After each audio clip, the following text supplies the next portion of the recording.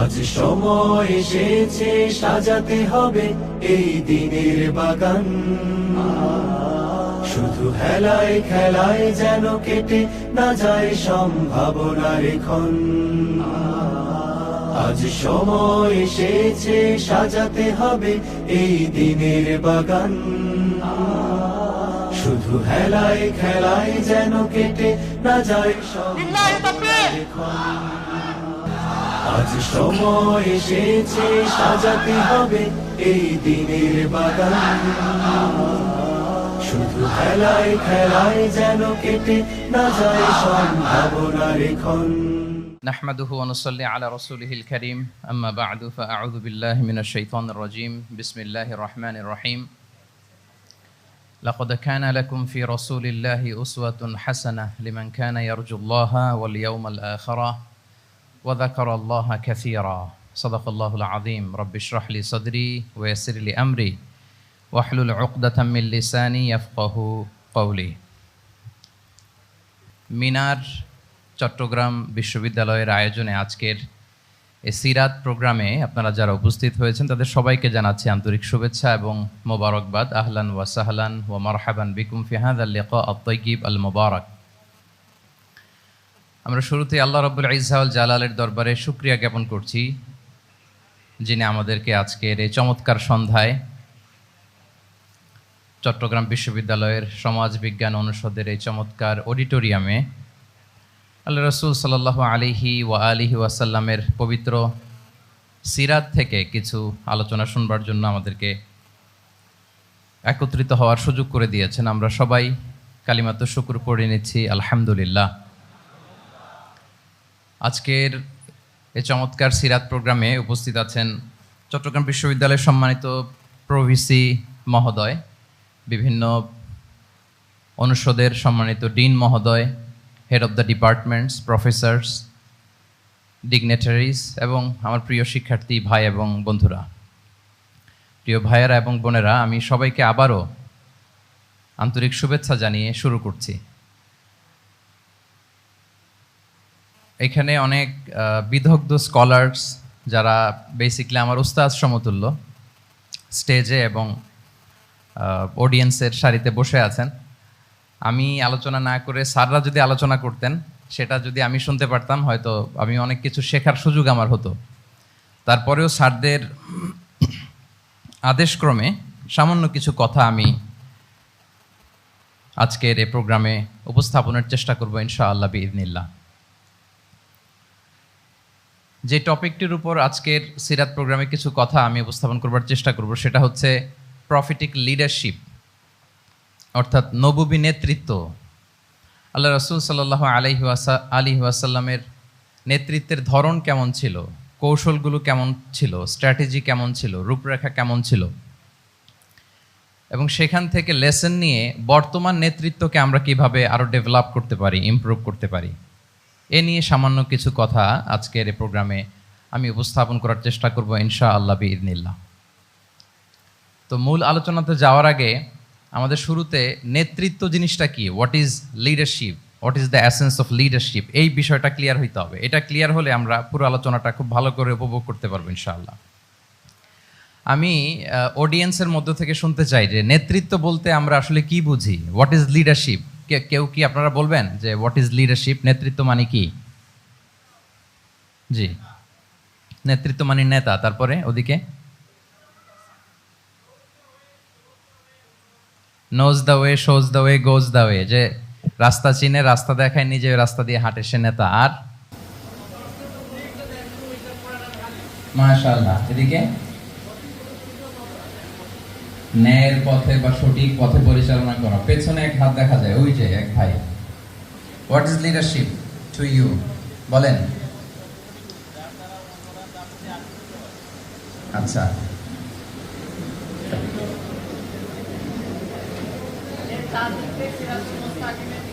সিরাতুল মুস্তাকিমের দিকে নিয়ে যেতে হবে। আর combining here and hereafter, দুনিয়া এবং আখিরাত দুইটাকে কম্বাইন করতে হবে। ঠিক আছে, অনেক সুন্দর সুন্দর কথা আসছে, সামহাউ কানেক্টেড এগুলো লিডারশিপের সাথে। কিন্তু লিডারশিপ বলতে বেসিকলি যেটা বুঝায় বা আমি যেটা বুঝি, লিডারশিপ মানে অন্যকে প্রভাবিত করবার ক্ষমতা, এটাই হচ্ছে মূলত লিডারশিপ। নেতৃত্ব মানে আপনার যদি অন্যকে ইনফ্লুয়েন্স করার ক্ষমতা থাকে, আপনার যদি মানুষকে ম্যানেজ করার ক্ষমতা থাকে, প্রভাবিত করবার ক্ষমতা থাকে, এটাই basically leadership. If you can influence people then you are a leader, সাধারণত এইটাই। তারপর অন্যান্য যেগুলো আসলো, knows the way, shows the way, goes the way, এগুলো অনেক স্কলাররা বলেছেন। তাহলে প্রথম কথা হচ্ছে, যদি আমরা অন্যকে প্রভাবিত করতে পারি তাহলে বাই ডিফল্ট আমি নেতা হয়ে উঠি। আই রিপিট, আমি আবারও বলছি, যদি অন্যদেরকে আমরা প্রভাবিত করবার ক্ষমতা রাখি, ইনফ্লুয়েন্স করবার ক্ষমতা রাখি, তাহলে বাই ডিফল্ট আমরা কি হয়ে উঠি? নেতা হয়ে উঠি। এটা হচ্ছে লিডারশিপের মূল সংজ্ঞা বা প্রকৃত কথা। লেটস সে ক্লাস শেষে একজন তার বন্ধুদেরকে বলল চল খেলতে যাই, তো কেউ কেউ রাজি, আবার অনেকে রাজি না। সে কনভিন্স করা শুরু করলো, ফাইনালি সে সবাইকে কনভিন্স করে খেলতে নিয়ে গেল, এই যে লিডার হয়ে গেছে। ক্লিয়ার হয়েছে না ব্যাপারটা? তাহলে বেসিকলি অন্যকে প্রভাবিত করবার যে ক্ষমতা, এটাই হচ্ছে কি? লিডারশিপ। যদি আমরা অন্যকে প্রভাবিত করতে পারি, ইনফ্লুয়েন্স করতে পারি। আমাদের সমাজে কিংবা রাষ্ট্রে আমরা যে সমস্যাগুলো দেখি, এগুলো বেসিকলি পোর লিডারশিপের কারণে। Poor leadership, because of poor leadership. যদি যথাযোগ্য নেতৃত্ব আমরা তৈরি করতে পারতাম, যোগ্য নেতৃত্ব যদি আমরা হাজির করতে পারতাম, তাহলে এই সমস্যাগুলো থাকতো না। আমরা আল্লাহ রাসূল সাল্লাল্লাহু আলাইহি ওয়া আলিহি ওয়াসাল্লামের নেতৃত্বের গুণাবলীগুলো, যদি ওনার যে লিডারশিপ ট্রেডস, লিডারশিপ ফিচার্সগুলো আছে, এগুলো যদি আমরা খেয়াল করি, তাহলে দেখবো যে এগুলো দিয়ে তিনি পুরো একটা জাতি, একটা ভূখণ্ডের জীবনধারা পাল্টে দিয়েছিলেন, তাই না? তাহলে নেতৃত্বের দিক থেকে অ্যাজ এ লিডার তিনি কতটা সফল, এটা খুব ক্লিয়ার আমাদের কাছে। আমরা এখন দেখার চেষ্টা করব যে রাসূল সাল্লাল্লাহু আলাইহি ওয়াসাল্লামের লিডারশিপটা আসলে কোন ধরনের লিডারশিপ ছিল, কোন ধরনের নেতৃত্ব ছিল, এবং সেখান থেকে বর্তমান সময়ে আমরা কি করে যুগোপযোগী নেতৃত্ব তৈরি করতে পারি। প্রথম যেটা বলতে হবে সেটা হচ্ছে, আল্লাহ রাসূল সাল্লাল্লাহু আলাইহি ওয়া আলিহি ওয়াসাল্লামের নেতৃত্বটা ছিল সার্ভেন্ট লিডারশিপ। সার্ভেন্ট লিডারশিপ মানে হচ্ছে কাজের মধ্য দিয়ে নেতা হওয়া। বেসিক্যালি আপনি যখন মানুষের কাজে লাগবেন বা কাজে আসবেন, তখনই আপনি নেতা। যদি আপনাকে সমাজে কোনো কাজে না লাগে, সমাজে যদি আপনি রেলেভেন্ট হতে না পারেন, কাউকে সাপোর্ট করতে না পারেন, গাইড করতে না পারেন, তাহলে তো নেতা হয়ে ওঠা আপনার পক্ষে সম্ভব হবে না। তাহলে যদি কাজে লাগা যায় মানুষের, আপনি যদি কাজে লাগেন, আপনি যদি মানুষের উপকারে আসেন, তাহলে by default you are a leader. If you are society oriented, if you are people oriented, if you are service oriented, by default you are a leader. আমরা যদি আল্লাহ রাসূল সাল্লাল্লাহু আলাইহি ওয়া আলিহি ওয়াসাল্লামের জীবনের দিকে একটু খেয়াল করি, তাহলে দেখব যে নবী হওয়ার আগেও কিন্তু আল্লাহ রাসূল সাল্লাল্লাহু আলাইহি ওয়াসাল্লামের এই ক্যারেক্টারিস্টিক্সগুলো ছিল, এই ফিচারগুলো ছিল। উনি মানুষের অনেক কাজে এসেছেন, তিনি মানুষকে সাপোর্ট করতেন, বিপদে তাদের পাশে দাঁড়াতেন, তাই না? তিনি তো অফিসিয়ালি 40 বছর বয়সে নবী হলেন, যদিও আল্লাহর এলেমে তিনি অনেক আগে থেকেই নবী। কিন্তু দুনিয়াতে আল্লাহ রাসূল সাল্লাল্লাহু আলাইহি ওয়াসাল্লাম যখন 40 বছর বয়সে উপনীত হলেন, তখনই তো হেরা গুহায় নাজিল হলো, ইকরা বিসমি রাব্বিকাল্লাযী খালাক, read in the name of your lord who has created. এই যে 5টা আয়াত নাজিল হলো, উনি নিয়ে আসলেন, কাঁপতে লাগলেন। খাদিজা রাদিয়াল্লাহু তাআলা আনহার কাছে বললেন যে, মনে হয় আমি মারা যাব, আমাকে কম্বল চাপা দাও, আমার ভয় লাগছে, আমি কাঁপছি। তখন খাদিজা রাদিয়াল্লাহু তাআলা আনহা ওনাকে আশ্বস্ত করলেন, ওয়াল্লাহি লা ইউখজিকাল্লাহু আবাদা, আপনি ভয় পাবেন না, আল্লাহ আপনাকে অপদস্থ করবেন না। ইন্নাকা লা তাসিলুর রাহিমা ওয়া তাসদুকুল হাদিসা, নিশ্চয়ই আপনি আত্মীয়তার সম্পর্ককে বজায় রাখেন, আপনি সবসময় সত্য কথা বলেন। ওয়া তাহমিলুল কাল্লা, আপনি মানুষের বোঝা বয়ে দেন। ওয়া তাকসিবুল মা'দুমা, যার উপার্জন করার কোনো সক্ষমতা নেই তার জন্য আপনি উপার্জন করেন, তাকে আপনি ফিনান্সিয়াল সাপোর্ট করেন। ওয়া তাকরিউদ দাইফা, আপনি মেহমানকে খাওয়ান। ওয়া তুঈনু আলা নাওয়াইবিল হক, সত্য যেখানে বিপন্ন সেখানে আপনি সত্যের বীর সেনানী হয়ে দাঁড়িয়ে যান।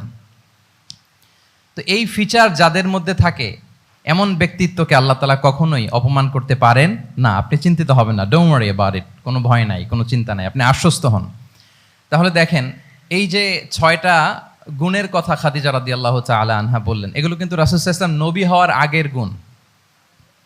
অর্থাৎ 40 বছর বয়সে তিনি উপনীত হওয়ার আগেই ওনার এই অভ্যেস ছিল যে উনি অন্যের বোঝা বইয়ে দিতে হেল্প করতেন, মানুষকে সাপোর্ট করতেন। যার উপার্জন করার সুযোগ নাই, ক্ষমতা নাই, তাকে তিনি উপার্জন করে দিতেন, মানে তাকে ফিনান্সিয়ালি সাপোর্ট করতেন, মেহমান খাওয়াতেন। তার মানে নবী হওয়ার আগেই উনি জনকল্যাণমূলক কাজে নিজেকে সম্পৃক্ত রেখেছেন। মানুষকে তিনি সাপোর্ট করতেন, মানুষকে হেল্প করতেন, উনি মানুষের কাজে লাগতেন। আর যে মানুষের কাজে লাগে, মানুষের উপকারে আসে, জনকল্যাণমূলক কাজে নিজেকে সম্পৃক্ত রাখে, বাই ডিফল্ট সে নেতা, বাই ডিফল্ট সে কি নেতা হয়ে যায়। তাহলে to serve before to lead, নেতৃত্ব এটা আসলে পজিশনের সাথে সম্পৃক্ত না, ইটস অল অ্যাবাউট ইনফ্লুয়েন্স। আপনার বাবা নেতা ছিল, আপনি ছেলে তো আপনি নেতা, এটাকে নেতৃত্ব বলে না।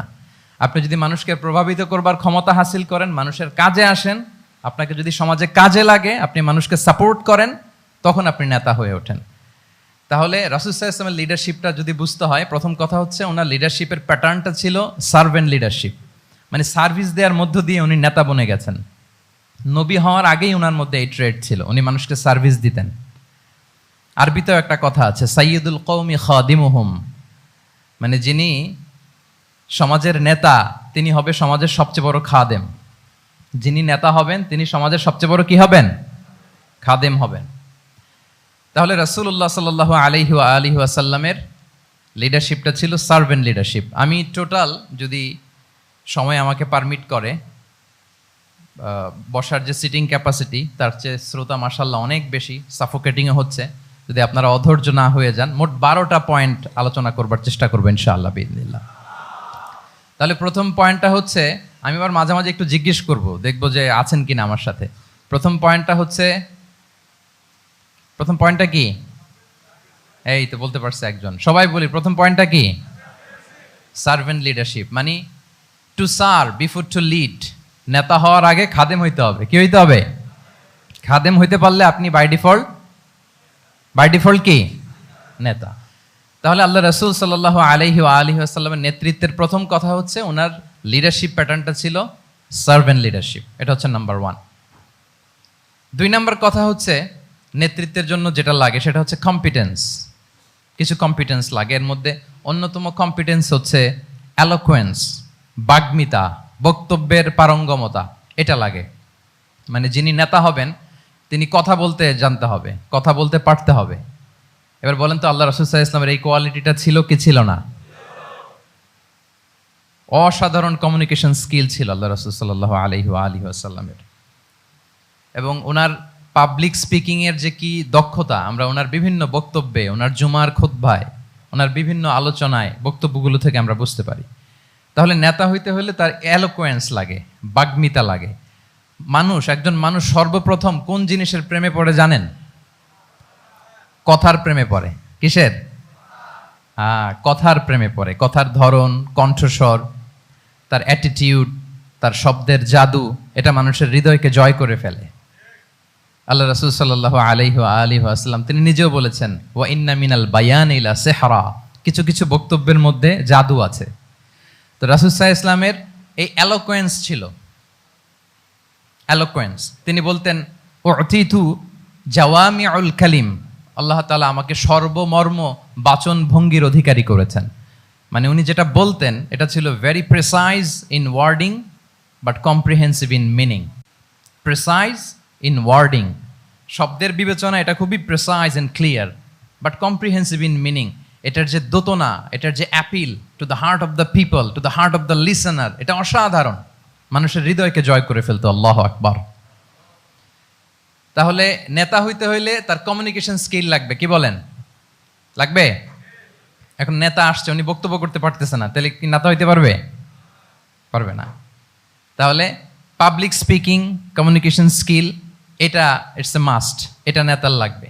যেমনটি রাসূলুল্লাহ সাল্লাল্লাহু আলাইহি ওয়াসাল্লামের ছিল। উনি সর্বমর্ম বাচন ভঙ্গির অধিকারী ছিলেন। বলতেন কম, কিন্তু এটার অ্যাপিল ছিল অনেক বেশি, এটার ব্যাখ্যা হয়ে যেত অনেক। রাসূল সাল্লাল্লাহু আলাইহি ওয়াসাল্লামের সবচাইতে বড় ভাষণটি ছিল বিদায় হজের ভাষণ, খুব সম্ভবত। ওই ভাষণের টেক্সটগুলোকে যদি একসাথে করা হয়, আমার মনে হয় 10 মিনিটের বেশি লাগবে না ওই টেক্সটগুলো পড়তে। তার মানে সবচাইতে বড় যে ভাষণ ওনার, ওটা কত ছিল? 10 থেকে 12 মিনিটের ভাষণ ছিল। আমরা তো ঘন্টার পর ঘন্টা বক্তব্য করি, তারপরেও তো আমরা মানুষের মনকে খুশি করতে পারি না। উনি সেই যে 1400 বছর আগে 10 মিনিটের একটা ছোট্ট ভাষণ দিলেন, গোটা বিশ্ব আজও হাবুডুবু খায় ওই ভাষণের ভেতর। ঠিক কিনা বলেন? তাহলে উতিতু জাওয়ামিউল কালিম, আমি সর্বমর্ম বাচনভঙ্গির অধিকারী। সুবহানাল্লাহ, ভেরি প্রেসাইজ এন্ড ক্লিয়ার। কতটা প্রেসাইজ এন্ড ক্লিয়ার ছিল রাসূল সাল্লাল্লাহু আলাইহি ওয়াসাল্লামের বক্তব্য? আম্মাজান আয়েশা রাদিয়াল্লাহু তাআলা আনহা বলেন, লাউ আদ্দাহুল আদ্দু লা আহসাহু। তিনি যখন বক্তব্য করতেন, কেউ যদি চাইতো যে দেখি কয়টা শব্দ বললেন বক্তব্যে, কয়টা বাক্য বললেন, চাইলে মুহূর্তে গুনে ফেলা যেত সেটা। এত প্রেসাইজ এন্ড ক্লিয়ার বক্তব্য ছিল যে তিনি কয়টা বাক্য ব্যবহার করেছেন, কয়টা শব্দ ইউজ করেছেন এই বক্তব্যে, চাইলে যে কেউ গুনে ফেলতে পারত। এবং তিনি খুবই শুদ্ধ আরবিতে কথা বলতেন, আফসাহুল লিসান ছিলেন। বিশুদ্ধ ভাষায় কথা বলতে পারা এটা অনেক জরুরি। রাসূল সাল্লাল্লাহু আলাইহি ওয়াসাল্লাম অত্যন্ত বিশুদ্ধ আরবিতে কথা বলতেন, এবং বিশুদ্ধ আরবি জানাটা বা বিশুদ্ধ ভাষাটা এত জরুরি যে আল্লাহ তাআলা তার প্রিয় হাবিবকে এই বিশুদ্ধ ভাষা শেখানোর জন্য মায়ের বুকের দুধ খাওয়া থেকে বঞ্চিত রেখেছিলেন। আই রিপিট, আমি আবারও বলছি, বিশুদ্ধ ভাষাটা এত জরুরি যে আল্লাহ তাআলা তার প্রিয় হাবিবকে মায়ের বুকের দুধ থেকে বঞ্চিত রেখেছেন শুধু বিশুদ্ধ ভাষার জন্য। তিনি কিন্তু মায়ের বুকের দুধ খেতে পারেন নাই। হালিমাতু সাদিয়ার সাথে সেই বনু সাদ গোত্রে চলে গিয়েছেন, সেখানে ছিলেন। হালিমাতু সাদিয়া ওনাকে দুধ খাইয়েছেন। এরপরে যখন মরুভূমির চমৎকার পরিবেশে একেবারে বিশুদ্ধ আরবি তিনি শিখেছেন, আবার শিশু মুহাম্মদ সাল্লাল্লাহু আলাইহি ওয়াসাল্লামকে তিনি তার মায়ের কাছে ফিরিয়ে দিয়েছেন। তাহলে চিন্তা করে দেখেন যে বিশুদ্ধ ভাষার জন্য মায়ের বুকের দুধকে স্যাক্রিফাইস করা হয়েছে। আল্লাহু আকবার। তাহলে আম্মাজান আয়েশা রাদিয়াল্লাহু তাআলা আনহা বলতেন, লাউ আদ্দাহুল আদ্দু লা আহসাহু।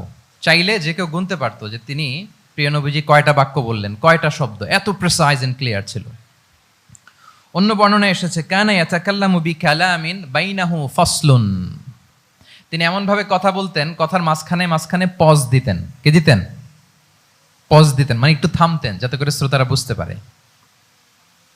ইয়াতাকাল্লামু বিকালামিন বাইনাহু ফাসলুন, বলতে বলতে মাঝে মাঝে একটা পজ দিতেন যাতে সবাই বুঝতে পারে। ইয়াহফাযুহু মান জালাসা ইলাই, আশেপাশে যারা বুঝতো, তারা বসতো, তারা সহজে এটা মুখস্থ করে ফেলতে পারতো। পজ দিয়ে দিয়ে, থেমে থেমে, এত চমৎকার করে ওনার প্রেজেন্টেশন ছিল, বক্তব্য মালাগুলো ছিল, ফলে যারা শুনতেছে ইজিলি মুখস্থ করে ফেলতে পারত। এবং গুরুত্বপূর্ণ কথা তিনি এমফেসাইজ করতেন, 3 বার বলতেন। একবার তিনি বলতেছেন, আত্তাকওয়া হা হুনা হা হুনা হা হুনা ওয়া ইউশিরু ইলা সাদরিহি সালাসা মাররাত।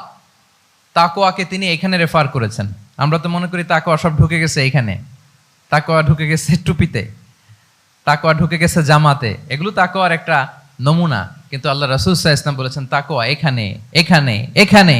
এভাবে 3 বার তিনি ইঙ্গিত করেছেন। গুরুত্বপূর্ণ কথাকে তিনি এভাবে এমফেসাইজ করতেন। মাঝে মাঝে এমন আবেগঘন বক্তব্য উপস্থাপন করতেন, সাহাবারা অশ্রুসিক্ত হতো। ওয়াজিলাত মিনহাল কুলুব যারাফাত মিনহাল উয়ুন। সাহাবারা বলতেন যে আমরা অশ্রুসিক্ত হতাম, আমাদের হৃদয় বিগলিত হতো। এত চমৎকার মর্মস্পর্শী বক্তব্য তিনি করতেন। এটা প্রেক্ষাপটের আলোকে। আবার যুদ্ধের ময়দানে যখন কমান্ড করতেন, তখন আলা সাউতু ওয়াশতাদ্দা গদাবু, তিনি রেগে যেতেন।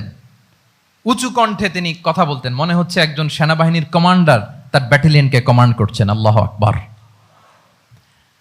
তাহলে বক্তব্যের যত দিক হতে পারে, স্লো মোশনে, খুব তেজস্বী বক্তব্য, খুব জ্বালাময়ী বক্তব্য, আবার মর্মস্পর্শী বক্তব্য, সব ধরনের বক্তব্য তিনি করতেন। সুবহানাল্লাহ। তাহলে এলোকোয়েন্স, 2 নাম্বার হচ্ছে এলোকোয়েন্স। কম্পিটেন্সের খুব গুরুত্বপূর্ণ একটা অংশ হচ্ছে এলোকোয়েন্স, বাগ্মিতা। এটা একজন নেতার থাকা চাই। কি বলেন? একজন নেতার এরকম বক্তব্য দিতে জানতে হবে না? আল্লাহ রাসূল সাল্লাল্লাহু আলাইহি ওয়া আলিহি ওয়াসাল্লাম তিনি ঠিক এইভাবে বক্তব্য করতেন। মাঝে মাঝে মাঝে মাঝে তিনি ইমোশনাল ইন্টেলিজেন্স ইউজ করতেন, মানে আবেগ অনুভূতিকে নাড়িয়ে দিয়ে শ্রোতাকে প্রভাবিত করে ফেলা। স্পিরিচুয়াল ইন্টেলিজেন্স বা ইমোশনাল ইন্টেলিজেন্স তিনি বক্তব্যের মধ্যে ব্যবহার করতেন। এমনভাবে তিনি নাসিহাত করতেন, এমনভাবে কথা বলতেন, মানুষের আবেগ অনুভূতিকে তিনি নাড়িয়ে দিতেন। আল্লাহু আকবার। ছোট্ট একটা উদাহরণ এখানে আমি হাজির করি। আপনারা হুনাইনের যুদ্ধের কথা নিশ্চয়ই শুনেছেন। কত হিজরিতে হয়েছিল? হ্যাঁ, আজকে তো অনেক পুরস্কার বিজয়ীদেরকে দেখলাম আমরা, মাশাআল্লাহ। কত? 8ম হিজরি। তার মানে মক্কা বিজয়ের ইমিডিয়েট পরেই, কয়েক সপ্তাহ পরেই তো হুনাইনের যুদ্ধ হয়েছিল। তো এই হুনাইনের যুদ্ধে অনেক ওয়ার বুটিজ মুসলমানদের করতলগত হয়েছিল, মানে অনেক গানিমাত, অনেক সম্পদ ওনারা যুদ্ধ শেষে যুদ্ধলব্ধ সম্পদ হিসেবে পেয়েছিলেন। 24,000 উট। কত উট? 24,000 উট, প্রায় 40,000 ভেড়া। এত পরিমাণ গনিমত যখন রাসূল সাল্লাল্লাহু আলাইহি ওয়াসাল্লাম পেলেন, তিনি এগুলো বন্টন করতে শুরু করলেন। কিন্তু রাসূল সাল্লাল্লাহু আলাইহি ওয়াসাল্লাম তিনি বন্টন করতে যেয়ে আনসারি সাহাবীদেরকে, অর্থাৎ মদিনার যে সাহাবারা, তাদেরকে কিছুই দিলেন না, বরং তিনি মক্কার সাহাবাদেরকে দিলেন, অন্যান্য গোত্রের লোকদেরকে দিলেন, আশেপাশের সবাইকে দিলেন, কিন্তু দিলেন না কাদেরকে? আনসারি সাহাবীদেরকে। তো ফলে এত বিশাল ওয়ার বুটিজ, এর মধ্যে থেকে কিছুই আনসারিরা পেল না। ওনাদের মধ্যে ক্ষোভের জন্ম নিল, ওনাদের মধ্যে একটু অসন্তোষ তৈরি হলো, ক্ষোভের জন্ম হলো, এবং ক্ষোভ থেকে ওনারা সমালোচনা করতে আরম্ভ করলেন আল্লাহ রাসূল সাল্লাল্লাহু আলাইহি ওয়াসাল্লামের। এবং সমালোচনা করতে করতে এটা এমন পর্যায়ে চলে গেল, এক পর্যায়ে তারা বলতে আরম্ভ করলো যে আমরা ওনার জন্য জান দিলাম, জীবন দিলাম, আজকে উনি এত সম্পদ পেয়ে সব নিজ এলাকার লোকদের মাঝে বন্টন করে দিল, এটা কি ঠিক করলো উনি? আল্লাহ তাআলা আল্লাহর নবীকে ক্ষমা করুক, আল্লাহ তার রাসূলকে ক্ষমা করুক। মানে কেমন যেন রাসূল একটা ভুল করে ফেলছেন, রাসূল সাল্লাল্লাহু আলাইহি ওয়াসাল্লাম ওনাদেরকে দিতে বাধ্য ছিলেন, এটা যেহেতু দেন নাই, আল্লাহ তার রাসূলকে ক্ষমা করুক, এরকম একটা কথা তারা বলে ফেললেন। তো এটা তো অনেক বড় কথা। আল্লাহ রাসূল সাল্লাল্লাহু আলাইহি ওয়া আলিহি ওয়াসাল্লাম যখন এই কথা শুনলেন, তখন তিনি আনসারী সাহাবীদেরকে জড়ো করে একটা গেট টুগেদার করে এমন ইমোশনালি ওনাদেরকে কাবু করলেন, ইমোশনাল ইন্টেলিজেন্স ইউজ করলেন। এখানে তারা এসেছিল ক্ষোভ নিয়ে, অসন্তোষ নিয়ে, পরে সবাই কান্না করে রাসূল সাল্লাল্লাহু আলাইহি ওয়াসাল্লামের কাছে ক্ষমা চেয়ে সেই মজলিস থেকে উঠতে বাধ্য হয়েছে। তিনি সবাইকে ডেকে বললেন, ইয়া মা'আশারাল আনসার, আলাম আতিকুম দুল্লালান ফাহাদাকুমুল্লাহ ওয়া আলাতান ফাআগনাকুমুল্লাহ ওয়া আ'দাআন ফাআল্লাফাল্লাহু বাইনা কুলুবিকুম। চমৎকার চমৎকার এক্সপ্রেশন, যে ওহে আনসাররা, আমি কি তোমাদেরকে পথভ্রষ্ট পাইনি, পথহারা পাইনি? আমার ওসিলায় তোমরা হেদায়েতের দেখা পেয়েছো। আমি কি তোমাদেরকে নিঃস্ব পাইনি? আমার ওসিলায় তোমরা সমৃদ্ধ হয়েছো, সম্পদশালী হয়েছো। আমি কি তোমাদেরকে যুদ্ধরত অবস্থায় পাইনি? আউস খাজরাজ তোমরা তো ফাইট করতেছিলে ইচ আদার, আমি যে তোমাদের মধ্যে সম্প্রীতি আর ভালোবাসার মেলবন্ধনে তোমাদেরকে একত্রিত করে দিলাম। আওয়াজাতুম ফি আনফুসিকুম ফি লুআআতিম মিনাদ দুনিয়া, আর দুনিয়ার সামান্য কিছু জিনিসের কারণে তোমরা মনে কষ্ট পাচ্ছ, যেটা দিয়ে আমি কিছু মুসলিমদের হৃদয়কে আকৃষ্ট করছিলাম। তা আল্লাফতু বিহা কওমান লিউসলিমু ওয়া ওয়াকালতুকুম ইলা ইসলামিকুম, আমি কিছু মুসলিমদেরকে এগুলো দিয়ে তাদের হৃদয়টাকে ইসলামের প্রতি আরো অ্যাট্রাক্টেড করতেছিলাম, আর তোমাদেরকে তোমাদের ইসলামের উপরই আমি ছেড়ে দিয়েছি। আমি জানি আমার আনসাররা, তাদের হৃদয়ে যে ইসলাম আছে এটাই তাদের জন্য যথেষ্ট। আমা তারদাউনা আইয়াযহাবান নাসু বিশ-শাতি ওয়াল বাঈর ওয়া তারজিউনা বিরাসূলিল্লাহি ফি রিহালিকুম, won't you be happy that people go back to their country with sheep and camel and you go back to your country with Rasulullah? আল্লাহু আকবার। তোমরা কি এতে খুশি হবে না? মানুষ উট আর ভেড়া নিয়ে তাদের এলাকায় ফিরবে, আর তোমরা আল্লাহর রাসূলকে নিয়ে তোমাদের এলাকায় ফিরবে। এরকম একটার পর একটা ইমোশনালি রাসূল সাল্লাল্লাহু আলাইহি ওয়াসাল্লাম যখন আনসার সাহাবীদেরকে কাবু করতে লাগলেন, ওনারা এমনভাবে কান্নার রোল জুড়ে দিল, এমনভাবে অনুতপ্ত হলো, কাঁদতে শুরু করলো। পরে এরা বলতে আরম্ভ করলো, আমি তো 2-1 বাক্য বললাম, লম্বা চূড়া মন মাতানো বক্তব্য, হৃদয়স্পর্শী বক্তব্য। তারা বললো, ইয়া রাসূলুল্লাহ, আমরা শুধু আপনাকে পেয়েই খুশি। রাসূল সাল্লাল্লাহু আলাইহি ওয়াসাল্লাম বলেন, গোটা বিশ্বের মানুষ যদি এই পথ ধরে আর আনসারীরা যদি এই পথ ধরে, আমি এই পথ ছেড়ে দিয়ে আনসারীদের পথে হাঁটবো। আল্লাহ তুমি আনসারদের ক্ষমা করো, তাদের সন্তানদের ক্ষমা করো, তাদের নাতিদেরকে ক্ষমা করো। এভাবে মর্মস্পর্শী বক্তব্য যখন ইমোশনাল ইন্টেলিজেন্স দিয়ে যখন রাসূল সাল্লাল্লাহু আলাইহি ওয়াসাল্লাম বললেন, সব আনসারী সাহাবারা কাঁদতে আরম্ভ করলেন। সবাই ফাবাকাল কওমু হাত্তা আখদালু লুহাহুম, তাদের প্রত্যেকের দাড়ি ভিজে গেল, এমন কান্না জুড়ে দিল। আল্লাহু আকবার। তাহলে এটা ছিল রাসূল সাল্লাল্লাহু আলাইহি ওয়াসাল্লামের বক্তব্যের মাধ্যমে শ্রোতাদের মাঝখানে প্রভাব সৃষ্টি করার ক্ষমতা। চিন্তা করতে পারেন, হৃদয় কেঁপে ওঠে না এই কথা শুনলে? Won't you be happy people go back to their home with sheep and camel and you take the messenger of Allah with you? মানুষ ছাগল ভেড়া নিয়ে ফিরতেছে, তোমরা তো আল্লাহর নবীকে নিয়ে ঘরে ফিরতেছো। আল্লাহু আকবার। তাহলে এই কম্পিটেন্সটা লাগে একজন নেতার, তিনি এরকম মর্মস্পর্শী বক্তব্য দিতে জানতে হবে। কি বলেন? এটা দরকার আছে না? আচ্ছা, তাহলে রাসূল সাল্লাল্লাহু আলাইহি ওয়াসাল্লামের লিডারশিপ নিয়ে যেহেতু কথা বলছি, প্রফেটিক লিডারশিপ, প্রথমটা বলেছিলাম ওনার লিডারশিপের স্টাইল কি ছিল? এই তো মুখস্থ হয়ে গেছে মাশাআল্লাহ। আবার লেটস মেক এ নয়েজ, প্রথমটা কি ছিল? Servant leadership. 2 নম্বরে এলোকুয়েন্স, বাগ্মিতা, বক্তব্যের পারঙ্গমতা চাই একজন নেতার মধ্যে, যেটা আল্লাহ রাসূল সাল্লাল্লাহু আলাইহি ওয়াসাল্লামের ছিল, এবং সেখান থেকে আমাদের শেখার আছে, নেয়ার আছে, কিভাবে তিনি বক্তব্য করতেন, কিভাবে জটিল কথাকে সহজ করে উপস্থাপন করতেন, কিভাবে এত চমৎকার করে তিনি ক্রাউড হ্যান্ডেল করতেন। দুটো গেল। 3 নাম্বার হচ্ছে আল্লাহ রাসূল সাল্লাল্লাহু আলাইহি ওয়া আলিহি ওয়াসাল্লামের নেতৃত্বের গুণাবলীগুলো যদি আমরা লিস্ট ডাউন করি, 3 নাম্বার হচ্ছে কম্পেশন। কম্পেশন, a leader should be compassionate. 3 number হচ্ছে কম্পেশন, মানে সফট হার্টেড, দয়াদ্র হৃদয় হতে হবে।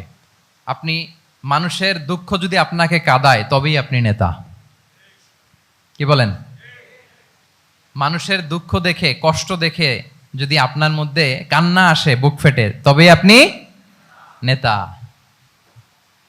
তাহলে দয়াদ্র হতে হয় নেতাকে, তাকে দয়ালু হতে হয়, কম্পেশনেট হতে হয়, দয়াদ্র হৃদয়ের হতে হয়।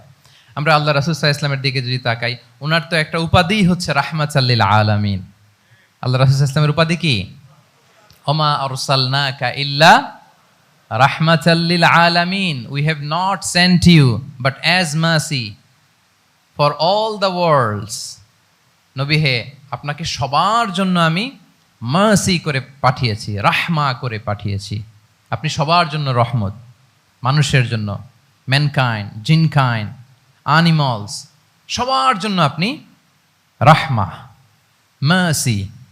তাহলে একজন মানুষ যখন নেতা হয়ে উঠতে চাইবে, নেতৃত্বের অন্যতম একটা লিডারশিপ ট্রেইট হচ্ছে কম্পেশন। অন্যের ব্যথায়, অন্যের দুঃখে তার কান্না আসতে হবে, সফট হার্টেড হইতে হবে তাকে, মাঝে মাঝে দয়াদ্র হৃদয়ের হতে হবে, তবেই সে নেতা। রাসূল সাল্লাল্লাহু আলাইহি ওয়াসাল্লাম কতটা দয়াদ্র ছিল, আল্লাহ তাআলা অন্য আয়াতে বলছেন, ফাবিমা রাহমাতিম মিনাল্লাহি লিনতা লাহুম ওয়ালাউ কুনতা ফাযযান গালিযাল কলবি লানফাদ্দু মিন হাওলিক। নবী হে, আল্লাহর অশেষ অনুগ্রহে আপনি খুব কোমল ভাষী হয়েছেন, কোমল হৃদয়ের হয়েছেন। লিনতা লাহুম, সবার জন্য আপনি সফট হার্টেড হয়েছেন আল্লাহর অনুগ্রহে। যদি আপনি সফট হার্টেড না হয়ে আপনি যদি কঠোর হৃদয়ের অধিকারী হতেন, তাহলে এখন লোকেরা যেমনি আপনাকে ঘিরে রাখে, আপনার চারিপাশে সবাই ঘিরে রাখতো না। আল্লাহু আকবার। সাহাবারা সব সময় রাসূল সাল্লাল্লাহু আলাইহি ওয়াসাল্লামের সঙ্গ পেতে চাইতো, অ্যাকম্পানি চাইতো, ঘিরে রাখতো। এমনকি অনেক সাহাবীর ঘরে ভালো না লাগলে রাসূল সাল্লাল্লাহু আলাইহি ওয়াসাল্লামের কাছে চলে আসতো। এমনকি অনেক সাহাবী বলতেন যে আমার পেটে ক্ষুধা লাগলেই আমি রাসূলের কাছে যেতাম, কারণ রাসূলের চেহারা দেখলে আমার পেটের ক্ষুধা উধাও হয়ে যেত। ফাবিমা রাহমাতিম মিনাল্লাহি লিনতা লাহুম, নবী হে, আল্লাহর অনুগ্রহে আপনি কোমল ভাষী হয়েছেন। তাহলে কোমল হৃদয়ের হওয়া, সফট হার্টেড হওয়া, দয়াদ্র চিত্তের হওয়া, এটা অন্যতম একটা লিডারশিপ ট্রেট। এত দয়াদ্র ছিলেন, আল্লাহ তাআলা বলছেন, ফালাআল্লাকা বাখিউন নাফসাকা আলা আসারিহিম ইল্লাম ইউমিনু বিহাযাল হাদীসি আসাফা। রাসূল সাল্লাল্লাহু আলাইহি ওয়াসাল্লাম বারবার মক্কার কুরাইশদের কাছে যেত, বারবার কাফিরদের কাছে যেত, যেন তারা ঈমান আনে, যেন তারা খারাপ রাস্তা ছেড়ে দিয়ে ভালো রাস্তায় আসে। বারবার চিন্তা করতো যে ইস, কেন তারা লা ইলাহা পড়ে না, কেন তারা সত্যের পথে ফিরে আসে না। হায় রে, একটুর জন্য তো তারা সামান্য আমার কথাটা শুনলেই তো বেঁচে যেত, ইস একটু আমার কথা মানলেই তো জাহান্নাম থেকে বেঁচে যেত। এরকম অস্থির হয়ে তাদের পেছনে ছুটতেন। আল্লাহ তাআলা বলেছেন, নবী হে, আপনি ওদের পেছনে ছুটতে ছুটতে আপনি তো নিজেকেই শেষ করে দিবেন। বাখিউন নাফসাক, আপনি তো নিজের দিকে খেয়াল করছেন না, নিজের শরীরের দিকে খেয়াল করছেন না, নিজের স্বাস্থ্যের দিকে, সময়ের দিকে, আপনি পাগল পাড়া হয়ে তাদেরকে বাঁচানোর জন্য ছুটছেন। তাহলে কতটা দয়াদ্র, কোমল হৃদয়ের অধিকারী হলে যে কাফেররা রাসূল সাল্লাল্লাহু আলাইহি ওয়াসাল্লামকে ফিজিক্যালি, মেন্টালি এমন কোনো টর্চার নেই, করে নাই, তাদের পিছনে পিছনে ছুটতেন তিনি। হায় রে, একটু যদি ইমানের রাস্তায় আনা যায়, কোনোভাবে যদি তাদেরকে বুঝিয়ে কনভিন্স করা যায়। তাহলে কম্প্যাশনেট, দয়ালু হওয়া, এটা নেতৃত্বের অন্যতম একটা গুণ। আপনার হৃদয়ে দয়া থাকতে হবে, মায়া থাকতে হবে সবার জন্য, কারণ নেতা তিনি তো সবার। লেটস সে বাংলাদেশের যিনি প্রধানমন্ত্রী হবেন, আরো রেলেভেন্ট হয়ে যাচ্ছে এখন কথা, সামনে তো নির্বাচন আসতেছে, সো কেউ না কেউ তো প্রধানমন্ত্রী হবে। তো উনি যখন প্রধানমন্ত্রী হবে ধরেন, উনি কি শুধু ওনার দলের প্রধানমন্ত্রী হবেন? তাহলে উনি 18 কোটি মানুষের প্রধানমন্ত্রী হবেন, ঠিক কিনা বলেন? তাহলে সবার জন্য ওনার হৃদয়ে দয়া ভালোবাসা এটা থাকার দরকার আছে না নাই? তিনি সবার প্রতি কোমল হৃদয়ের হইতে হবে, দয়াদ্র হইতে হবে। প্রধানমন্ত্রী উনি শুধু নিজ দলের প্রধানমন্ত্রী নন, 18 কোটি মানুষের প্রধানমন্ত্রী। তাহলে সফট হার্টেড হইতে হবে। রাসূল সাল্লাল্লাহু আলাইহি ওয়াসাল্লামের মধ্যে এটা ছিল। সবসময় তিনি মাজলুমদের পাশে থাকতেন। আপনারা হিলফুল ফুজুলের কথা জানেন। ওনার বয়স যখন 35, ইয়ামানের এক ব্যবসায়ী আসছিল মক্কায় ব্যবসা করতে। পণ্য বিক্রির পরে আস ইবনে ওয়াইল নামে এক দুষ্ট জালেম, সে পণ্য নিয়ে বলে, আমরা এই এলাকার লোক, আমরা দাম দিব না, কি করতে পারো করো। এই লোক কান্না জুড়ে দিল। তার কান্না দেখে রাসূল সাল্লাল্লাহু আলাইহি ওয়াসাল্লামের হৃদয়ে দয়া হলো। তিনি ওনার চাচা জুবাইর ইবনে আব্দুল মুত্তালিব সহ ওনার মতো যারা ইয়াং স্টার আছে সবাইকে নিয়ে একটা সংঘ করলেন। এটাই তো হালাফুল ফুদুল, মূলত নাম হচ্ছে হালাফুল মুত্তাইয়িবিন। জাহিলি যুগে ওনাদের প্রথা ছিল, কোনো একটা ভালো কাজে কেউ যখন এক হতো, রং ভর্তি বালতির ভেতরে হাত ঢুকিয়ে তারা পাথরের মধ্যে ওই হাতের ছাপ দিত, সবাই ওইখানে ছাপ দিত। ফলে কাইন্ড অফ কভেনেন্ট, এটা একটা চুক্তির মতো, যে আমরা চুক্তিবদ্ধ হলাম, এগ্রিমেন্ট করলাম যে আমরা সবাই এক। তো রাসূল সাল্লাল্লাহু আলাইহি ওয়াসাল্লাম ওনার মতো ইয়াংস্টারদেরকে নিয়ে এই হালাফুল মুত্তাইয়িবিন বা হালাফুল ফুদুল করেছেন। এবং এটার মূল কথা ছিল, মূল স্লোগান ছিল, নাহনু মাআল মাজলুম দিদ্দা যালিম, আমরা সবসময় মাজলুমের পক্ষে থাকবো, জালিমের বিপক্ষে। এটা ছিল হিলফুল ফুজুলের কি মূল শিক্ষা। এভাবে সব সময় তিনি মাজলুমদের সাথে ছিলেন। শ্রমিক সাহাবীদেরকে বড্ড ভালোবাসতেন, শ্রমজীবীদেরকে বড্ড ভালোবাসতেন। এমনকি বিদায় হজের মতো এরকম গুরুত্বপূর্ণ ভাষণও শ্রমজীবীদের কথা বাদ যায়নি, গরিবদের কথা বাদ যায়নি। আরিকাআকুম আতঈমুহুম মিম্মা তাআকুলুন ওয়ালবাসুহুম মিম্মা তালবাসুন। খবরদার, সেদিনও বলেছিলেন সেই বিদায় হজের ভাষণে, তোমরা তোমাদের শ্রমজীবী লোকদের কথা ভুলে যেও না, তোমাদের স্টাফদের কথা, তোমাদের দাস দাসীদের কথা। তোমরা যা খাবে সেখান থেকে তাদেরও খাওয়াবে, তোমরা যে পোশাক পরবে সেখান থেকে তাদেরও পোশাকের ব্যবস্থা করবে। আল্লাহু আকবার। তাহলে রাহমাতাল লিল আলামিন, তিনি ছিলেন কম্পেশনেট, দয়ালু হৃদয়ের অধিকারী। তাহলে নেতা হইতে হলে তার হৃদয়ে কি থাকা লাগবে? দয়া। তাহলে 3 নম্বর পয়েন্টটা কি? হ্যাঁ কি সবাই বলি, 3 নম্বর পয়েন্টটা কি? কম্পেশন, অনুগ্রহ বা দয়া। এটা একজন নেতার হৃদয়ে থাকা চাই। 4 নম্বরে হচ্ছে ইন্টেগ্রিটি। ইন্টেগ্রিটি মানে সততা, নৈতিকতা থাকতে হবে। এটা অন্যতম একটা লিডারশিপ ট্রেট। এটার বড় ক্রাইসিস এখন ইন্টিগ্রিটির। রাসূল সাল্লাল্লাহু আলাইহি ওয়াসাল্লামের লিডারশিপটা ছিল এথিক্যাল লিডারশিপ, কিন্তু এইটার অনেক বড় ক্রাইসিস আমাদের সমাজে, আমাদের নেতৃত্বের মাঝে। কি বলেন? নৈতিকতার ঘাটতি আছে না? নৈতিকতা বিবর্জিত নেতৃত্ব, এটা দিয়ে কিছুই হয় না। একটা জাতির ধ্বংসের জন্য নৈতিকতা বিবর্জিত নেতৃত্বই যথেষ্ট। এজন্য নৈতিকতা লাগবে, ইন্টিগ্রিটি, সততা। আমরা যদি আল্লাহ রাসূল সাল্লাল্লাহু আলাইহি ওয়াসাল্লামের নেতৃত্বের দিকে তাকাই, তাহলে ওনার সততা, ওনার সত্যবাদিতা, ওনার আমানতদারিতা নিয়ে যদি আমরা একটু সিরাতের পরতে পরতে খেয়াল করি, এমনকি নবী হওয়ার আগে যদি খেয়াল করি, তাহলে দেখব যে মক্কার লোকেরা আল্লাহ রাসূল সাল্লাল্লাহু আলাইহি ওয়াসাল্লামকে আস-সাদিক, আল আমিন উপাধিতে ভূষিত করেছেন। সুবহানাল্লাহ, মানে সত্যবাদী, ট্রুথফুল অ্যান্ড ট্রাস্টওয়ার্দি। স্বয়ং মক্কার লোকেরা, মক্কার মুশরিকরা রাসূল সাল্লাল্লাহু আলাইহি ওয়াসাল্লামকে উপাধি দিয়েছিলেন আল আমিন। কি উপাধি দিয়েছিলেন? আল আমিন। তার মানে কখনো মিথ্যা বলেননি, কখনো আমানতের খেয়ানত করেননি। যখন আয়াত নাজিল হলো, ওয়া আনজির আশিরাতাকাল আকরাবিন, হে নবী আপনি আপনার নিকট আত্মীয়দেরকে সতর্ক করুন জাহান্নামের আযাবের, তিনি সাফা পাহাড়ের চূড়ায় উঠে গেলেন, ডাকতে আরম্ভ করলেন, ও মক্কার লোকেরা, ও আমার আত্মীয়রা, আমি যদি বলি এই পাহাড়ের পেছনে একদল ঘোড় সাওয়ার সশস্ত্র ব্যাটালিয়ন তোমাদেরকে এখনই অ্যাটাক করবে, তোমরা কি বিশ্বাস করবে? আকুনতুম মুসাদ্দিকিয়া, আমার কথা বিশ্বাস করবে? মক্কাবাসী এক বাক্যে কি বলেছিল জানেন? তারা বলেছিল, নাম, অবশ্যই বিশ্বাস করব। আমি যদি বলি তোমাদেরকে অ্যাটাক করার জন্য প্রস্তুত একদল ঘোড়সাওয়ার, বিশ্বাস করবে? আকুনতুম মুসাদ্দিকিয়া, সবাই কি বলেছিল? নাম, অবশ্যই বিশ্বাস করব। কেন বিশ্বাস করবে? বলে যে মা জাররাবনা আলাইকা ইল্লা সিদকা, we have never ever experienced a single lie from you in our life. আমরা জীবনে কোনোদিন তোমার মিথ্যা বলতে শুনি নাই। আল্লাহু আকবার।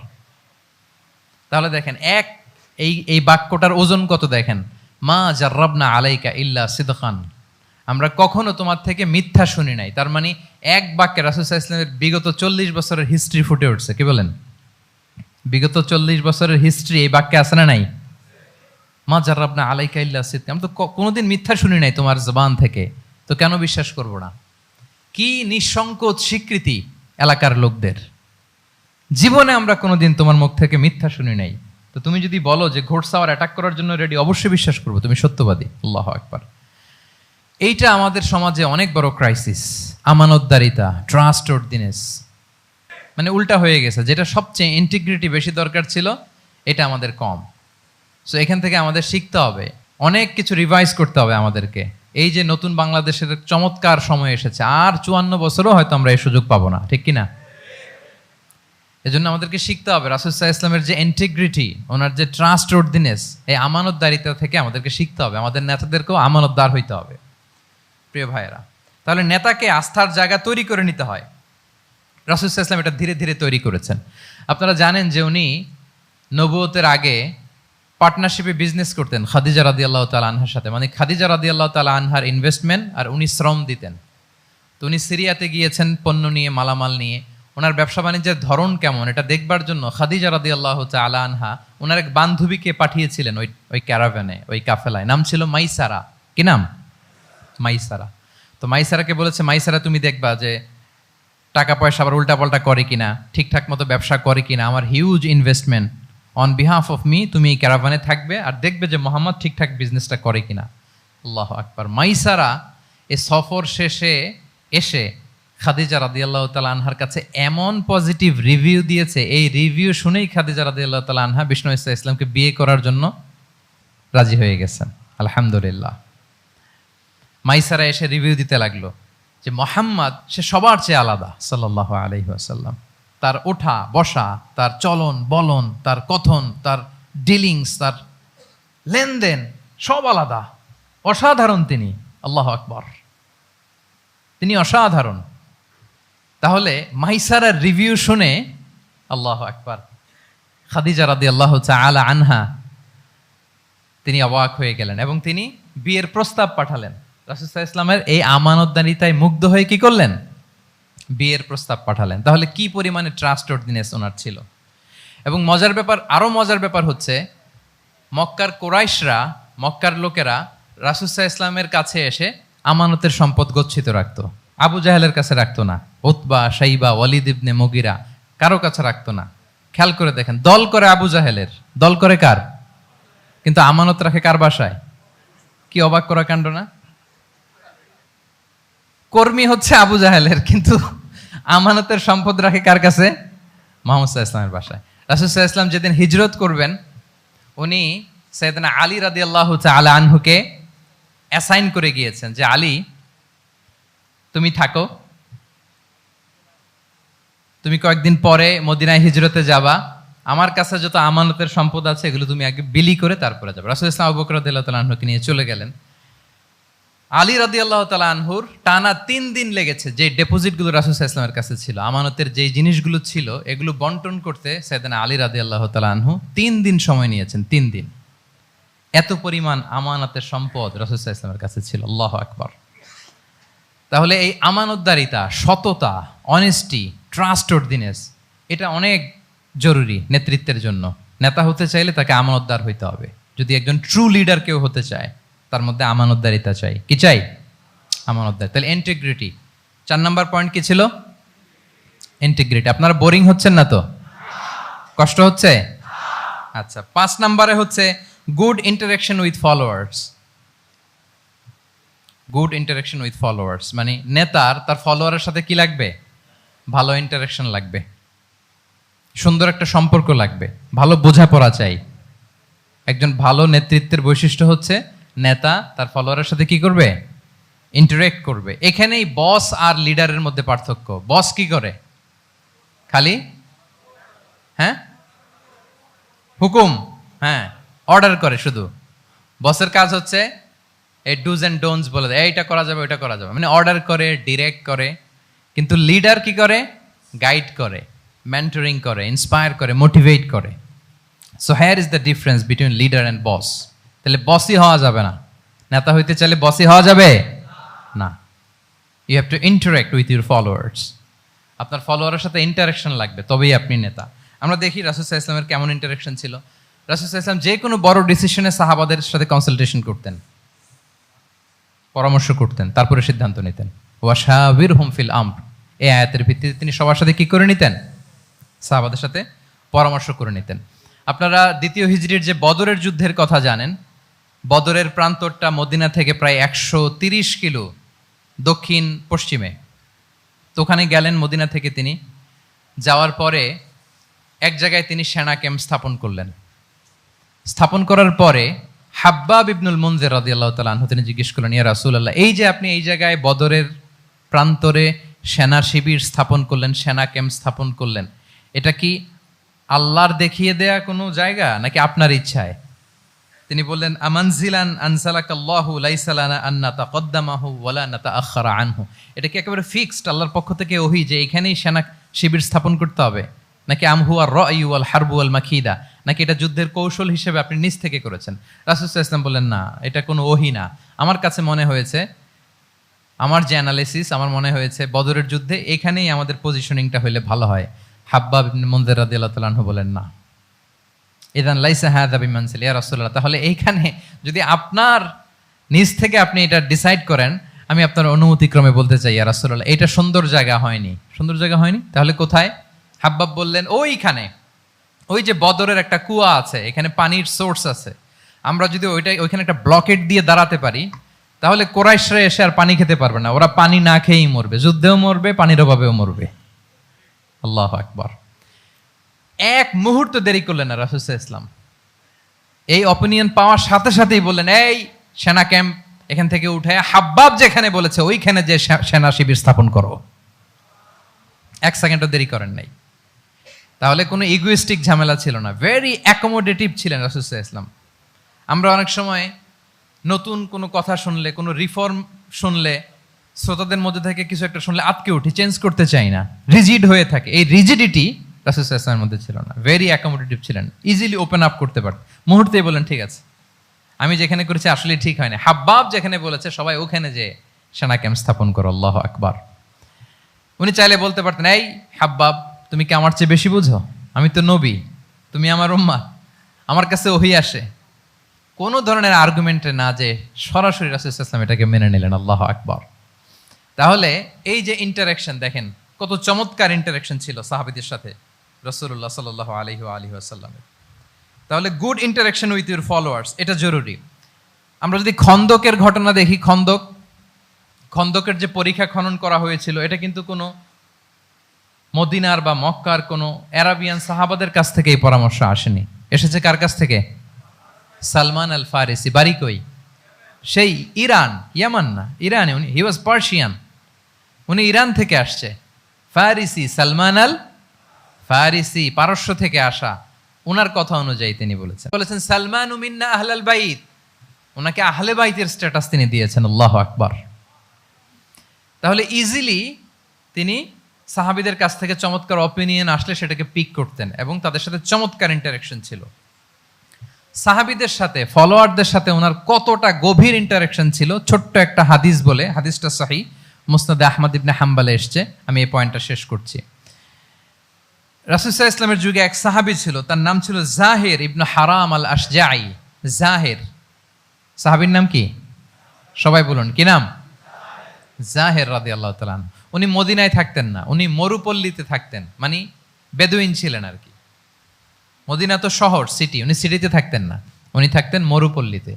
ওখানে তিনি অর্গানিক ফলমূল, শাকসবজি চাষ করতেন। রাসূল সাল্লাল্লাহু আলাইহি ওয়াসাল্লাম ওনার এই অর্গানিক ফলমূল আর শাকসবজি খুব পছন্দ করতেন। ফলে উনি প্রায় সেই মরুপল্লী থেকে রাসূল সাল্লাল্লাহু আলাইহি ওয়াসাল্লামের জন্য অর্গানিক ফ্রেশ ফ্রুট আর শাকসবজি মদিনায় নিয়ে আসতেন এবং এগুলো ফ্রিতে দিতেন রাসূল সাল্লাল্লাহু আলাইহি ওয়াসাল্লামকে অ্যাজ এ গিফট। উপহার হিসেবে রাসূল সাল্লাল্লাহু আলাইহি ওয়াসাল্লামকে মরুপল্লী থেকে চাষ করে আনা ফলমূল, শাকসবজি দিতেন। আর কিছু শাকসবজি, ফলমূল তিনি মদিনার বাজারে বিক্রি করতেন। তো একবার তিনি এসে রাসূল সাল্লাল্লাহু আলাইহি ওয়াসাল্লামকে অর্গানিক এই ফ্রুটগুলো দিয়ে বাকিগুলো মদিনার বাজারে বিক্রি করতেছেন। রাসূলুল্লাহ সাল্লাল্লাহু আলাইহি ওয়া আলিহি ওয়াসাল্লাম বাজার ভ্রমণে গেলেন, যে দেখে ওই তো জাহির, উনি আবার কানা রজুলান দামিমান, একটু কুৎসিত দেখতে, একটু খাটো কুৎসিত শ্যামবর্ণের ছিলেন। তো ওনাকে দেখেই রাসূল সাল্লাল্লাহু আলাইহি ওয়াসাল্লাম পিছন থেকে এরকম ঝাপটে ধরলেন, পিছন থেকে হাগ করলেন আর কি। তো তো পিছন থেকে যখন ঝাপটে ধরলেন, উনি তো আর দেখতে পারতেছেন না কে ধরলো। উনি বলে মান হাদা আর সিলনি, এই ছাড়ো ছাড়ো, কে কে, এই কোন লোক আমারে ধরলো, ছাড়ো ছাড়ো করে অস্থির। যখন পিছনে ফিরে দেখে আল্লাহ রাসূল সাল্লাল্লাহু আলাইহি ওয়াসাল্লাম, এখন আর ছাড়াছাড়ি করে না, এখন ওনার পিঠটা রাসূল সাল্লাল্লাহু আলাইহি ওয়াসাল্লামের বুক মোবারকের দিকে আরো লাগাই দিচ্ছে এইভাবে। সুবহানাল্লাহ। এতক্ষণ বলে এই কে, ছাড়ো ছাড়ো, যখন দেখে রাসূল সাল্লাল্লাহু আলাইহি ওয়াসাল্লাম এখন আর তাড়াহুড়ো করতেছে না, এখন ওনার পিঠটা রাসূল সাল্লাল্লাহু আলাইহি ওয়াসাল্লামের বুক মোবারকের সাথে আরো ঠেলে দিচ্ছে। রাসূল সাল্লাল্লাহু আলাইহি ওয়াসাল্লাম এবার মজার ছড়ে বললেন, মাইয়াশতারি হাযাল আব, ফান করে বলতেছেন, এই একটা দাস আছে আমার কাছে, এই লোকটারে কে কিনবে, আমি বেচবো, কে কিনবে? জাহের রাদিয়াল্লাহু তাআলা আনহু বলেন, ইয়া রাসূলুল্লাহ ইদান ওয়াল্লাহি তাজিদুনি কাসিদান, আমি কালো মানুষ, আমি সস্তা মানুষ, আমারে বেচলে বেশি দাম পাবেন না আপনি, আমি তো সস্তা মানুষ ইয়া রাসূলুল্লাহ। রাসূল সাল্লাল্লাহু আলাইহি ওয়াসাল্লাম বললেন, আনতা লাস্তা ইনদাল্লাহি কাসিদ ইয়া জাহির, হে জাহির তুমি আল্লাহর কাছে সস্তা নও, আনতা ইনদাল্লাহি গালি, তুমি আল্লাহর কাছে বড্ড দামি। আল্লাহু আকবার। হে জাহের, তুমি, তোমার স্কিন ব্রাইট কালার না, তুমি কুৎসিত, তুমি দুনিয়াতে সস্তা হতে পারো কিন্তু আমার আল্লাহর দরবারে তুমি কবু সস্তা নও। আনতা ইনদাল্লাহি গালি, আল্লাহর কাছে তুমি বড্ড দামি। দেখেন ইন্টারেকশন কোন মাত্রায় গেলে পিছন থেকে যে এরকম হাক করা যায়, ঝাপটে ধরা যায় এক সাহাবীকে, সুবহানাল্লাহি বিহামদি। এরকম গুড ইন্টারেকশন ছিল অনেক অনেক, ভুরি ভুরি সিরাতের পরতে পরতে আপনারা পাবেন যে রাসূল সাল্লাল্লাহু আলাইহি ওয়াসাল্লামের সাথে সাহাবাদের ইন্টারেকশন কত চমৎকার ছিল। তাহলে 5 নাম্বার হচ্ছে গুড ইন্টারেকশন উইথ ফলোয়ার্স। দেখি মনে আছে কিনা। 1 নম্বরে কি ছিল, 2 নম্বরে, 3 নম্বরে কম্প্যাশন, 4 নম্বরে ইন্টিগ্রিটি, 5 নম্বরে মাশাআল্লাহ গুড ইন্টারেকশন উইথ ফলোয়ার্স। 6 নম্বরে হচ্ছে কারেজ, সাহসিকতা। নেতা হইতে হইলে সাহস লাগবে না? নেতারে বাঁচানোর জন্য কর্মীরা দৌড়াইতেছে সামনে, নেতা যদি ছোটে পেছনে, তাহলে হবে?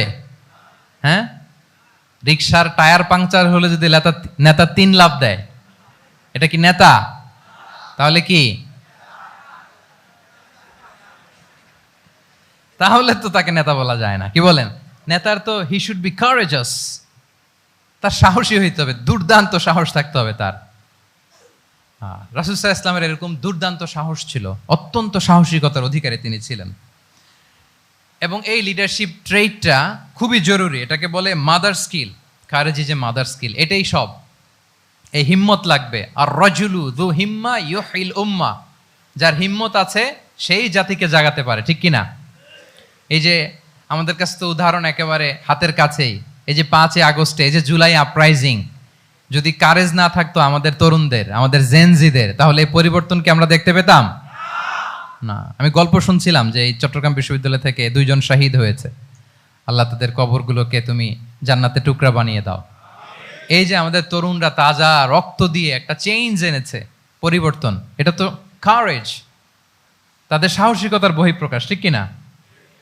এটা লাগবে। কেউ যদি লিড দিতে চায়, লিডার হতে চায়, তার এটা লাগবে, মাস্ট। রাসূল সাল্লাল্লাহু আলাইহি ওয়াসাল্লাম অত্যন্ত সাহসী ছিলেন। 2-1টা উদাহরণ আমরা সিরাত থেকে দেখি। একবার মদিনাতে রাত্রিবেলা বিকট একটা আওয়াজ হলো, বিকট আওয়াজ, এত আওয়াজ সবাই ঘুম থেকে জেগে গেল।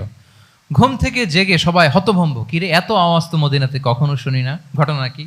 কেউ ঘোড়া নিয়ে, কেউ উট নিয়ে, কেউ খচ্চর নিয়ে, কেউ এমনি খালি পায়ে ছুটতে আরম্ভ করলো আওয়াজের দিকে, দেখি যাই কোথায় কি হলো। সবাই ছুটতে ছুটতে মাঝপথে যেয়ে দেখে রাসূল সাল্লাল্লাহু আলাইহি ওয়াসাল্লাম আওয়াজ কোথায় হয়েছে, কোত্থেকে হয়েছে দেখে ফিরে আসতেছে আর বলতেছে, লান তুরাউ, ডোন্ট ওয়ারি, আরে ভয় নাই, দেখে আসছি আমি। আল্লাহু আকবার। ভয় নাই, আমি দেখে আসছি, এভরিথিং ইজ ফাইন দেয়ার, সব ঠিক আছে, যাও ফিরো মদিনায় ফিরো। সবাই ভয় পেয়ে ঘোড়া টোরা ওট হাঁকিয়ে ছুটতে আরম্ভ করছে। অনেক দূর যাওয়ার পরে দেখে রাসূল সাল্লাল্লাহু আলাইহি ওয়াসাল্লাম আবু তালহা রাদিয়াল্লাহু তাআলা আনহুর একটা খুবই ক্ষিপ্ত ঘোড়া নিয়ে উনি দেখে ভিজিট করে ফিরে আসতেছেন। সুবহানাল্লাহ। তাহলে বিপদ ঘটলে নেতা থাকতে হবে কই, সামনে না পেছনে? আমাদের নেতারা থাকে কই? নাকি পেছনেও খুঁজে পাওয়া যায় না? It's a big crisis. নেতা থাকবে কোথায়? Front liner. Leader should be front liner. উনি তো লিড দিবে, নেতৃত্ব দিবে। এখন উনারা যদি খুঁজে পাওয়া না যায় তাহলে থাকবে কিছু না। এই যে শিখতে হবে আমাদের, যেমনটা রাসূল সাল্লাল্লাহু আলাইহি ওয়াসাল্লাম করলেন, বিকট আওয়াজ, উনি আগে চলে গেছে, কাউকে না বলে দেখে টেকে চলে আসতেছে। আল্লাহু আকবার। হুনাইনের যুদ্ধে এক পর্যায়ে মুসলমানরা পর্যদুস্ত হয়ে যাচ্ছিল, আপনারা অনেকে জানেন। To make the long story short, পুরো ঘটনাটা আমি আনবো না। সাহাবারা দিক বিদিক ছুটতে আরম্ভ করলো, পাহাড়ের উপর থেকে এমন প্রবল বেগে তীর ছোড়া হচ্ছিল, সাহাবারা টিকতে পারছিলেন না, কেউ এদিকে কেউ ওদিকে। রাসূল সাল্লাল্লাহু আলাইহি ওয়াসাল্লাম এই তীর তলোয়ারকে উপেক্ষা করে সামনে যেয়ে দাঁড়ালেন ঢালের মতো, আর বললেন, আনা নবিয়্যু লা কাযিব আনা ইবনু আব্দুল মুত্তালিব। এই সাহাবারা, আনা নবিয়্যু লা কাযিব, আমি সত্য নবী, আমার দিকে ফেরো। Am the grandson of Abdul Muttalib, আমি দাঁড়িয়ে আছি, ফেরো। রাসূল সাল্লাল্লাহু আলাইহি ওয়াসাল্লামের যখন এই সাহসী স্টেটমেন্ট তারা পেলেন, আবার আল্লাহু আকবার ধ্বনি নিয়ে সাহাবারা সামনের দিকে এগিয়ে গেছেন। এই যে আগালেন, আর পিছু ফিরলেন না, হুনাইন জয় করেই ছাড়লেন। আল্লাহু আকবার। তাহলে ইতিহাসের পরতে পরতে, সিরাতের পরতে পরতে আমরা দেখব যে রাসূল সাল্লাল্লাহু আলাইহি ওয়াসাল্লাম হি ওয়াজ এ হাইলি কারেজাস, অনেক সাহসী একজন ব্যক্তিত্ব ছিলেন, অত্যন্ত সাহসী পুরুষ ছিলেন। তাহলে নেতা হইতে হইলে তার কি লাগবে? সাহসিকতা লাগবে, তার তো লিড দিতে হবে ফ্রন্ট লাইন থেকে। এবং কাপুরুষতা, ভীরুতা, এটা থেকে রাসূল সাল্লাল্লাহু আলাইহি ওয়াসাল্লাম পানাহ চেয়েছেন। আল্লাহুম্মা ইন্নী আউযু বিকা মিনাল হাম্মি ওয়াল হাযান ওয়া আউযু বিকা মিনাল আজজি ওয়াল কাসাল ওয়া আউযু বিকা মিনাল জুবনি ওয়াল বুখল। জুবন মানে কি? ভীরুতা, কাপুরুষতা। হে আল্লাহ, আমি ভীরুতা থেকে, কাপুরুষতা থেকে পানাহ চাই। আমরা যেন কাপুরুষ না হই, আমরা যেন ভীরু না হই, আমরা যেন সত্যের বীর সেনানী হয়ে আবু সাঈদের মতো এরকম দুই হাত প্রসারিত করে দাঁড়াতে পারি, ঠিক কিনা? এই যে কারেজাস আবু সাঈদ, হ্যাঁ, is the icon of courage of Bangladesh, কি বলেন? এই যে বুক টান টান করে যে হাত দুইটা প্রসারিত করে দাঁড়ালো, আল্লাহু আকবার। গোটা বিশ্ব এখন তাকে আইকনিক ফিগার হিসেবে মেনে নিছে, কি বলেন? গোটা বিশ্ব তাকে চিনছে, তার জন্য দোয়া করছে। তাহলে courage, it's an essential leadership trade, এটা লাগবে প্রিয় ভাইয়েরা। আল্লাহ তাআলা এই কারেজ, এই সৎ সাহস দিয়ে আমাদেরকে ধন্য করুক। কটা গেল? 6টা। 7 নম্বরে হচ্ছে কনফ্লিক্ট রিজলভিং এবিলিটি, বিরোধ নিষ্পত্তি করার মতো যোগ্যতা থাকতে হবে নেতার। অর্থাৎ নেতা হইতে হবে এমন যে বিরোধকে নিষ্পত্তি করে দিতে পারে, মিটমাট করে দিতে পারে, ঝগড়া লাগলে মিটায়ে দিতে পারে। এটা গুরুত্বপূর্ণ কোয়ালিটি না নেতার জন্য, কি বলেন? রাসূল সাল্লাল্লাহু আলাইহি ওয়াসাল্লামের কিন্তু এটা ছিল, বিরোধ নিষ্পত্তি করা। রাসূল সাল্লাল্লাহু আলাইহি ওয়াসাল্লাম মক্কা থেকে মদিনায় যে 1 ঘন্টায় বছরের পর বছর চলে আসা যুদ্ধ, they use to fight each other, Aus and Khazraj, 1 ঘন্টায় যুদ্ধ থামাই দিয়েছেন। আল্লাহু আকবার। He was a very good mediator and arbitrator. রাসূল সাল্লাল্লাহু আলাইহি ওয়াসাল্লাম অত্যন্ত ভালো মধ্যস্থতাকারী ছিলেন, ভালো মধ্যস্থতাকারী তিনি ছিলেন। তিনি থামিয়ে দিতে পারতেন, বিরোধকে থামাতে পারতেন। আপনারা জানেন যে মক্কায় একবার সম্ভবত অগ্নিকাণ্ডের কারণে কাবা ঘর জ্বলে গিয়েছিল, ধ্বংস হয়েছিল, কিছু অংশ নষ্ট হয়ে গিয়েছিল। কাবাকে রিনোভেট করা হয়েছিল, ফলে কাবার একটা কর্নারে যে ব্ল্যাক স্টোন কর্নার, রুকনুল হাজারিল আসওয়াদ, হাজরে আসওয়াদ পাথরকে সরিয়ে রাখা হয়েছিল। এখন কাবা যখন পুনর্নির্মাণ শেষ, ওই হাজরে আসওয়াদ পাথরকে আবার তার জায়গায় রাখা হবে। কিন্তু কে রাখবে? সবাই রাখতে চায়, সব দলের নেতারা বলে আমরা রাখবো। এক দলের নেতা বলে যে আমি রাখবো, এটা অনেক very prestigious and dignified issue, এই প্রেস্টিজ আমরা কাউকে নিতে দিব না। আরেক দলের নেতা বলে না, আমাদের পাওয়ার বেশি, আমরা রাখবো। আরেক দলের নেতা বলে যে না, এটা আমাদেরই। আরেকজন বলে রক্তের গঙ্গা বইয়ে দিব মক্কায়, কিন্তু এই সম্মান হাত ছাড়া হতে দেব না। এখন জাতীয় 4 নেতা গেছে 4 দিকে, সমাধান তো নাই। পাথর কয়টা? পাথর তো মাত্র একটা। ইন দ্য মিন টাইম রাসূল সাল্লাল্লাহু আলাইহি ওয়াসাল্লাম আসলেন। রাসূল সাল্লাল্লাহু আলাইহি ওয়াসাল্লামকে দেখেই সবাই হ্যাপি, সবাই বলে জা আমিনুন রাদিনা বি, এই তো আলামিন আসছে, ওই ফয়সালা করবে। সুবহানাল্লাহ, এই তো আলামিন আসছে, সেই ফয়সালা করে দিবে আমাদের মধ্যে। আল্লাহ রাসূল সাল্লাল্লাহু আলাইহি ওয়াসাল্লাম বললেন, কি হয়েছে? এই ঘটনা। জাতীয় 4 নেতা বলে এই পাথর নিয়ে তারা নিজেরা রাখবে, কাউকে দিবেন। রাসূল সাল্লাল্লাহু আলাইহি ওয়াসাল্লাম বললেন, ঠিক আছে, একটা চাদর নিয়ে আসো। চাদর নিয়ে আসা হলো। এবার জাতীয় 4 নেতা চাদরের 4 কর্নার ধরে দাঁড়ালো। রাসূল সাল্লাল্লাহু আলাইহি ওয়াসাল্লাম নিজ হাতে হাজরে আসওয়াদ তুলে চাদরের মাঝখানে রাখলেন। এবার 4 নেতাকে বললেন, আসো তোমরা আমার সাথে। তারা আগাতে লাগলো। কাবা ঘরের সামনে যখন আসলো, রাসূল সাল্লাল্লাহু আলাইহি ওয়াসাল্লাম নিজ হাতে, ওনার বরকতময় হাতে আবার হাজরে আসওয়াদ ধরে ঠিক জায়গায় মতো রেখে দিলেন। এতক্ষণ কিন্তু 4 নেতা কি বলছে? কাউরে ধরতে দিব না, কাউকে। কিন্তু এখন চাদরের কোনা ধরেই চাদরের কোনা ধরেই কি happy. This is called conflict resolving ability. একজন নেতার এরকম কনফ্লিক্ট, সমাজে যখন এই ধরনের বিরোধ তৈরি হয়, ঝামেলা তৈরি হয়, মারামারির মতো পরিস্থিতি তৈরি হয়, সংঘাতের মতো একটা সিচুয়েশন হয়, নেতা এটাকে রিজলভ করার ক্যাপাসিটি এবিলিটি তার থাকতে হবে। আল্লাহ রাসূল সাল্লাল্লাহু আলাইহি ওয়াসাল্লামকে আল্লাহ তাআলা এটা দিয়েছিলেন। আল্লাহু আকবার। শুধু বড় বড় জিনিস না, ছোট ছোট জিনিসও করতে হয়।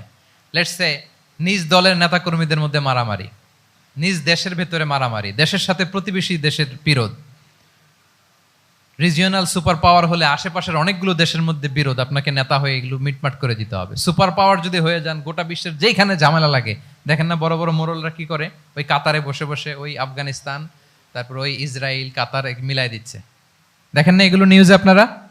This is called conflict resolving ability. কনফ্লিক্টকে রিজলভ করতে জানতে হয়। রাসূল সাল্লাল্লাহু আলাইহি ওয়াসাল্লাম এরকম রাষ্ট্রীয় পর্যায়ে, বড় বড় সামাজিক পর্যায়ে, এমনকি ফ্যামিলি অ্যাফেয়ার্সের মধ্যে যত বিরোধ লাগতো রাসূল সাল্লাল্লাহু আলাইহি ওয়াসাল্লাম মিলাই দিতেন। আল্লাহু আকবার। ফ্যামিলি কাউন্সিলিং, এজন্য প্রত্যেক ইমাম খতিবদের এই কাউন্সিলিং এর উপর ট্রেনিং নেওয়া দরকার।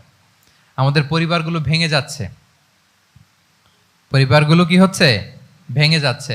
আমি পশ্চিমা দেশে আমাদের অনেক স্কলারদের দেখেছি, যারা ইমাম এবং খতিব, তাদের আলাদা করে উইকলি 7 ঘন্টা 8 ঘন্টা 10 ঘন্টা এরকম রাখতে হয় ফ্যামিলি কাউন্সিলিং এর জন্য।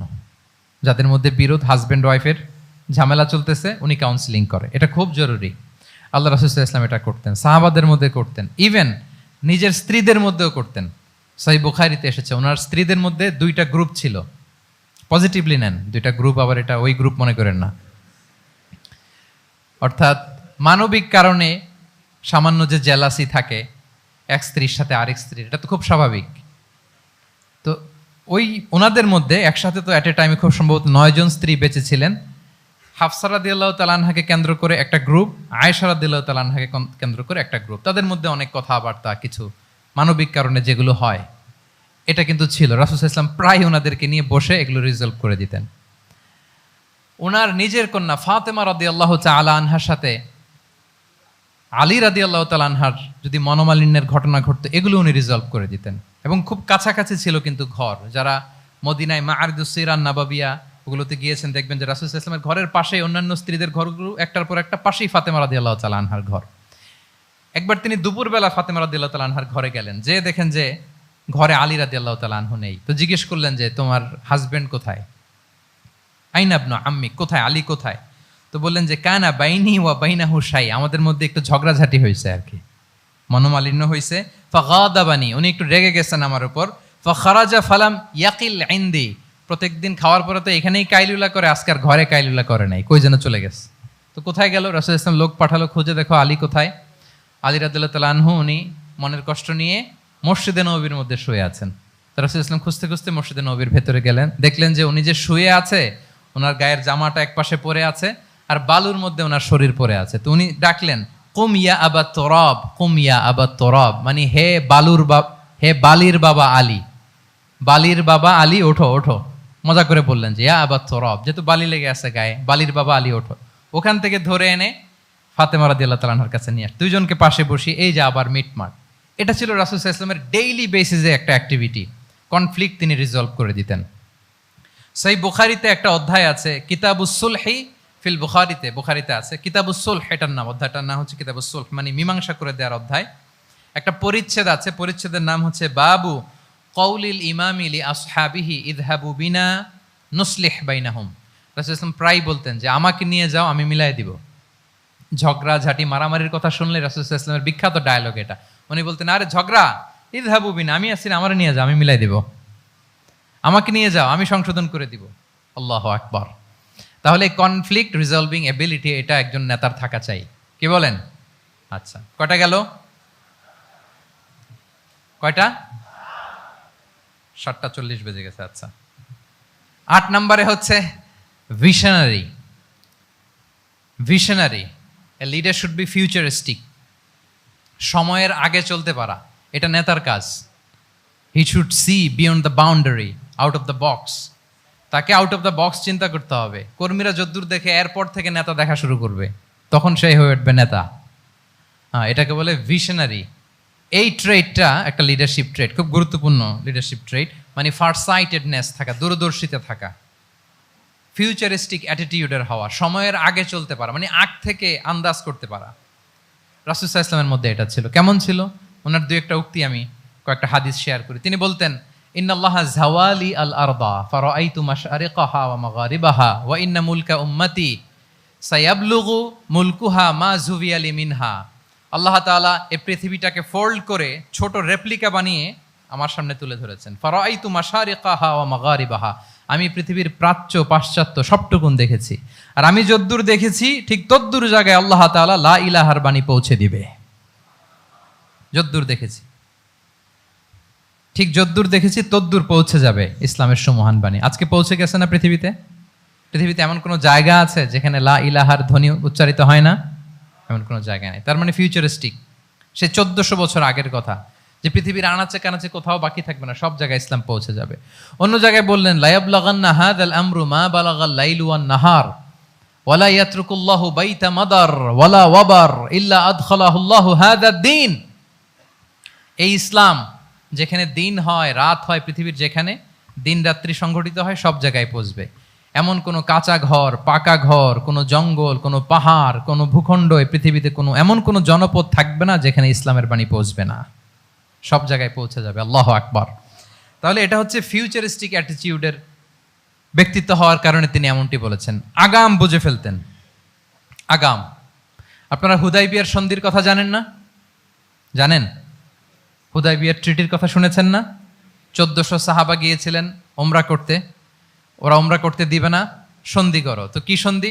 বলে যে রসুলুল্লাহ লেখা যাবে না, মুহাম্মদ রসুলুল্লাহ, নো রসুলুল্লাহ, রসুলুল্লাহ কাটো। সাহাবিরা বলে আমরা কাটতে পারবো না।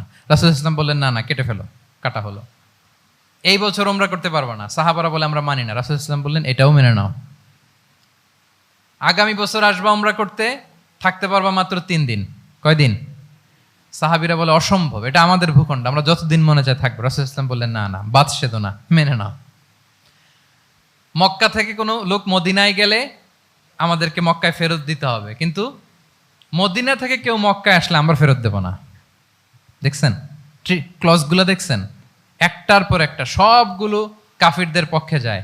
কোনো সাহাবা রাজি হচ্ছেন না, কিন্তু আল্লাহ রাসূল সাল্লাল্লাহু আলাইহি ওয়াসাল্লাম কি বলেন? তিনি কি বললেন? মেনে নাও, রাজি। কারণ সাহাবারা তো অতটুক দেখতে পারতেছে না। বলেন 3 তালা উপর থেকে, 3 তালা ভবন থেকে একজন মানুষ যদ্দূর দেখে, 30 তালা ভবনের উপর থেকে কি ওইরকমই দেখে? কিরকম দেখে? পানোরামিক ভিউ দেখে, সে অনেক বড় করে দেখে। আর 3 তালার উপর থেকেই সামান্য কিছু দেখে। রাসূল সাল্লাল্লাহু আলাইহি ওয়াসাল্লাম অনেক দূর দেখতে পাচ্ছিলেন। তিনি চিন্তা করলেন কিছু বছর যদি আমাদের মধ্যে দাঙ্গা হাঙ্গামা যুদ্ধ বন্ধ থাকে, আমরা গ্লোবালি ইসলামকে ছড়াই দিতে পারবো। শান্তভাবে মদিনাতে একটা স্ট্রং ইসলামিক কমিউনিটি আমরা তৈরি করতে পারবো। আল্লাহু আকবার। এবং তিনি দেখতে পাচ্ছিলেন ইন্না ফাতাহনা লাকা ফাতহাম মুবিনা, এই হুদাইবিয়ার এই চুক্তি, যেটা আদতে অ্যাপারেন্টলি মনে হচ্ছে সব আমাদের বিপক্ষে যায়, আসলে এইটাই আমাদেরকে ভূমি ধস জয় এনে দিবে। আল্লাহু আকবার। এবং সেটাই হয়েছে। তাহলে নেতার কাজ হচ্ছে, নেতা সময়ের আগে চলবেন, ফিউচারিস্টিক হবেন, যেটাকে আমরা বলি কি ভিশনারি। কি বলি? তাহলে 8 নম্বর পয়েন্টটা কি ছিল? ভিশনারি। 9 নম্বর হচ্ছে রেজিলিয়েন্স। এটা একটা চমৎকার লিডারশিপ ট্রেট। রেজিলিয়েন্স মানে সংকট কাটিয়ে ঘুরে দাঁড়াবার সামর্থ্য, মানে যাকে কেউ থামাতে পারে না। আনস্টপেবল, আনস্টপেবল, কোনো কিছু তাকে থামাতে পারে না। লেগে থাকার মানসিকতা, টিকে থাকার মানসিকতা, সহজে হার না মানা, আবার ঘুরে দাঁড়ানো, এটার বলে রেজিলিয়েন্স। এই ক্যাপাসিটি, এই কোয়ালিটি রাসূল সাল্লাল্লাহু আলাইহি ওয়াসাল্লামের মধ্যে ছিল। হি ওয়াজ আনস্টপেবল, হ্যাভিং আনবিলিভেবল সাবর। কোনো কিছু রাসূল সাল্লাল্লাহু আলাইহি ওয়াসাল্লামকে থামাতে পারে নাই। পেরেছে? বলেন, পেরেছে কেউ থামাতে? ছোটবেলা থেকে স্ট্রাগল করে, একটার পর একটা স্ট্রাগল ফেস করে বড় হয়েছেন। জন্মের আগেই তো ওনার পিতাকে আল্লাহ তাআলা উঠিয়ে নিলেন। তার মানে বাবাকে নিজ চোখে এই দুনিয়াতে আমাদের প্রিয় নবীজি দেখে যান নাই। আল্লাহ রাসূল সাল্লাল্লাহু আলাইহি ওয়াসাল্লাম ওনার বাবাকে, পিতাকে দেখছেন? দেখেন নাই। ওনাদের আমেনা এবং আব্দুল্লাহ, ওনাদের সংসার ছিল মাত্র সপ্তাহখানেক, 1 সপ্তাহ সংসার। কয়দিনের সংসার? কয়দিনের? 7 দিনের। এই সপ্তাহখানেকের সংসারেই আল্লাহ তাআলা রাসূল সাল্লাল্লাহু আলাইহি ওয়াসাল্লামকে ওনার মায়ের পেটে পাঠিয়েছেন। আব্দুল্লাহ চলে গেলেন ব্যবসায়, ফিরে আসার পথে ওখানেই মারা গেলেন, ইয়াসরিবে। তার মানে জন্মের আগেই বাবাকে হারালেন। ইয়াতিম হয়ে দুনিয়াতে আসলেন, এরপরে মাকে হারালেন, এরপরে দাদাকে হারালেন, এরপরে চাচাকে হারালেন। Physically, mentally torture, emotionally traumatise করার যত ধরন আছে কাফিররা করেছে, কোনো কিছু রাসূল সাল্লাল্লাহু আলাইহি ওয়াসাল্লামকে থামাতে পেরেছে? বলেন, থামাতে পেরেছে? ওনার লাইফ থ্রেট ছিল। হিজরতের রাতে তো আল্লাহ তাআলা বললেন আজই যেতে হবে, না হলে হত্যার ষড়যন্ত্র হচ্ছে, ব্ল্যাক ম্যাজিক করা হয়েছে। রাসূল সাল্লাল্লাহু আলাইহি ওয়াসাল্লাম খাসির মাংস, খাসির যে বাজুর মাংস, এটা পছন্দ করতেন। খাইবারে এক ইহুদি নারী এই খাসির মাংসের মধ্যে বিষ মিশিয়ে পয়জন দিয়ে রাসূল সাল্লাল্লাহু আলাইহি ওয়াসাল্লামকে খাইয়েছিল হত্যার জন্য, একটার পর একটা। বলেন, রাসূল সাল্লাল্লাহু আলাইহি ওয়াসাল্লামের মিশন থেকে এক চুল পরিমাণ ওনাকে পেছনে নেওয়া গিয়েছে? He was unstoppable. This is called resilience. একজন নেতার মধ্যে এই রেজিলিয়েন্ট মানসিকতা থাকতে হবে যে আমাকে কেউ থামাইতে পারবে না, আমরা আমাদের মঞ্জিলে মকসুদে যাবই। হ্যাঁ, আমরা যাবই, আমাদেরকে কেউ থামাতে পারবে না, এই মেন্টালিটির হইতে হবে। এটা হচ্ছে একটা লিডারশিপ ট্রেট, রেজিলিয়েন্ট। 10 নম্বরে হচ্ছে স্ট্র্যাটেজিক লিডারশিপ। নেতার কৌশলী হতে হয়। তার যেই লক্ষ্য, মিশন, ভিশন, এটা সে সুকৌশলে আদায় করে নেবে। নেতাদের কি হইতে হয়?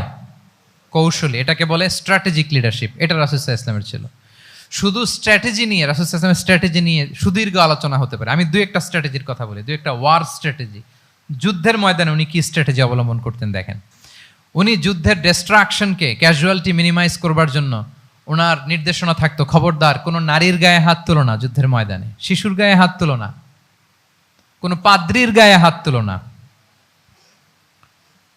উপাসনারত যে সন্ন্যাসীরা আছে তাদের গায়ে হাত তুলো না, ওই এলাকার গবাদি পশুগুলোকে মেরো না, গাছপালা ধ্বংস করো না, যারা তোমাদের বিরুদ্ধে তলোয়ার ধরেনি তাদেরকে অ্যাটাক করো না। আল্লাহু আকবার, হোয়াট এ স্ট্র্যাটেজি! এবং যুদ্ধ চলাকালীন সময়ে সব সৈনিককে উনি এক জায়গায় মোতায়েন করতেন না, সব সৈনিককে এক জায়গায় মোতায়েন করতেন না, 5 ভাগে ভাগ করে নিতেন। ডান পাশে মাইমানা, বাম পাশে মাইসারা, সামনে হচ্ছে মুকাদ্দিমাতুল জাইশ, মাঝখানে কালব, পেছনে খালফ। এইভাবে 5টা ব্যাটালিয়নে ভাগ করে তারপরে তিনি যুদ্ধ পরিচালনা করতেন। What a war strategy! বদরের যুদ্ধে যখন পৌঁছলেন, মক্কা থেকে মদিনা থেকে 130 কিলোমিটার দূরে, দূরে আফসা দেখা যায়, মরিচিকার মধ্যে দেখা যায় ওই যে মুশরিকরা ওখানে আসছে, কিন্তু তারা কতজন এটা তো বোঝা যায় না। তো কিছু ছেলে এই মরুভূমিতে থাকে, ওদেরকে পানি সরবরাহ করে। এদেরকে রাসূল সাল্লাল্লাহু আলাইহি ওয়াসাল্লাম জিজ্ঞেস করলেন যে কুরাইশরা যে আসছে তারা সংখ্যায় কত? এটা না জানলে তো উনি ওনার ওয়ার স্ট্র্যাটেজি ঠিক করতে পারবেন না, যুদ্ধের কৌশল। তো এরা বলে নাহনু লা নাদরি, আমরা জানি না কত। এখন এটা কিভাবে তিনি বের করবেন? সংখ্যায় তারা কত এটা তো আমাকে ফাইন্ড আউট করতে হবে। রাসূল সাল্লাল্লাহু আলাইহি ওয়াসাল্লাম বলেন যে ওরা কি খায়? বলে যে প্রতিদিন উট জবাই করে খায়। তো রাসূল সাল্লাল্লাহু আলাইহি ওয়াসাল্লাম বলেন যে প্রতিদিন কয়টা উট লাগে? বলে যে ইয়াউমান তিসআন ও ইয়াউমান আশরান। 2 দিন হয়েছে আসছে, তো প্রথম দিন দেখলাম 9টা জবাই করছে, আজকে দেখছি 10টা জবাই করছে। রাসূল সাল্লাল্লাহু আলাইহি ওয়াসাল্লাম বললেন ইদান আল কওমু মা বাইনা আত-তিসআমিয়া ওয়াল আলফ। তাহলে ওরা 900 থেকে 1000-এর মধ্যে। সুবহানাল্লাহ। এবার বলেন বদরের যুদ্ধে কুরাইশদের সংখ্যা ছিল কত? আল্লাহু আকবার, হোয়াট এ ওয়ার স্ট্র্যাটেজি! নমুনা দেখে বুঝে ফেলছেন কতজন তারা। এইভাবে রাসূল সাল্লাল্লাহু আলাইহি ওয়াসাল্লাম ওনার স্ট্র্যাটেজি নির্ধারণ করতেন। লোকেশন শেয়ার করতেন না। সুবহানাল্লাহ। কোথায় যাবেন বলতেন না, চলো চলো বলে ছুটতেছেন। কোথায় যাবেন উনি জানেন। অ্যাটাক করবেন এই দিকে, ডান দিকে, অ্যাটাক করবেন কোন দিকে? কিন্তু মদিনা থেকে বের হতেন বাম দিক দিয়ে। অ্যাটাক করবেন উত্তরে, মদিনা থেকে বের হতেন কোন দিক দিয়ে? দক্ষিণ দিক দিয়ে। যে রাতে হিজরত করবেন, মদিনা উত্তর দিকে, উনি দক্ষিণ দিকে চলে গেছেন গারে সাউরে 3 দিন থেকে আগে, ওরা যাতে বুঝতে না পারে। সুবহানাল্লাহ। এটা ছিল রাসূল সাল্লাল্লাহু আলাইহি ওয়াসাল্লামের ওয়ার স্ট্র্যাটেজি। এবং সবাই যেই পথে মক্কা থেকে মদিনা যায় উনি কিন্তু ওই পথে যাননি। ক্যারাভেনগুলো, কাফেলাগুলো যেই পথে মক্কা থেকে মদিনা ইউজুয়াল রুট যেটা, যাননি। সাওয়াহেলি পথে, সাগরের পাশ দিয়ে স্পেশাল একজন গাইড ভাড়া করে তিনি গিয়েছেন। আল্লাহু আকবার। This is called strategy. তাহলে স্ট্র্যাটেজিক লিডারশিপ লাগবে। একজন নেতার স্ট্র্যাটেজিক প্ল্যানিং ঠিক করা লাগবে। এটা তাকে সামনের দিকে আগাতে অনেক সহায়তা করবে। রাসূল সাল্লাল্লাহু আলাইহি ওয়াসাল্লামের যে জিও পলিটিক্যাল অ্যাওয়ারনেস, এগুলো নিয়ে কথা বলতে গেলে অনেক লম্বা সময় লাগবে, আমরা যাব না। 10 নম্বরে ছিল স্ট্র্যাটেজিক লিডারশিপ, 10টা বলে ফেলছি, আর 2টা 2 মিনিটে বলে শেষ করব। 11 নম্বর প্র্যাকটিক্যাল উইজডম। প্র্যাকটিক্যাল উইজডম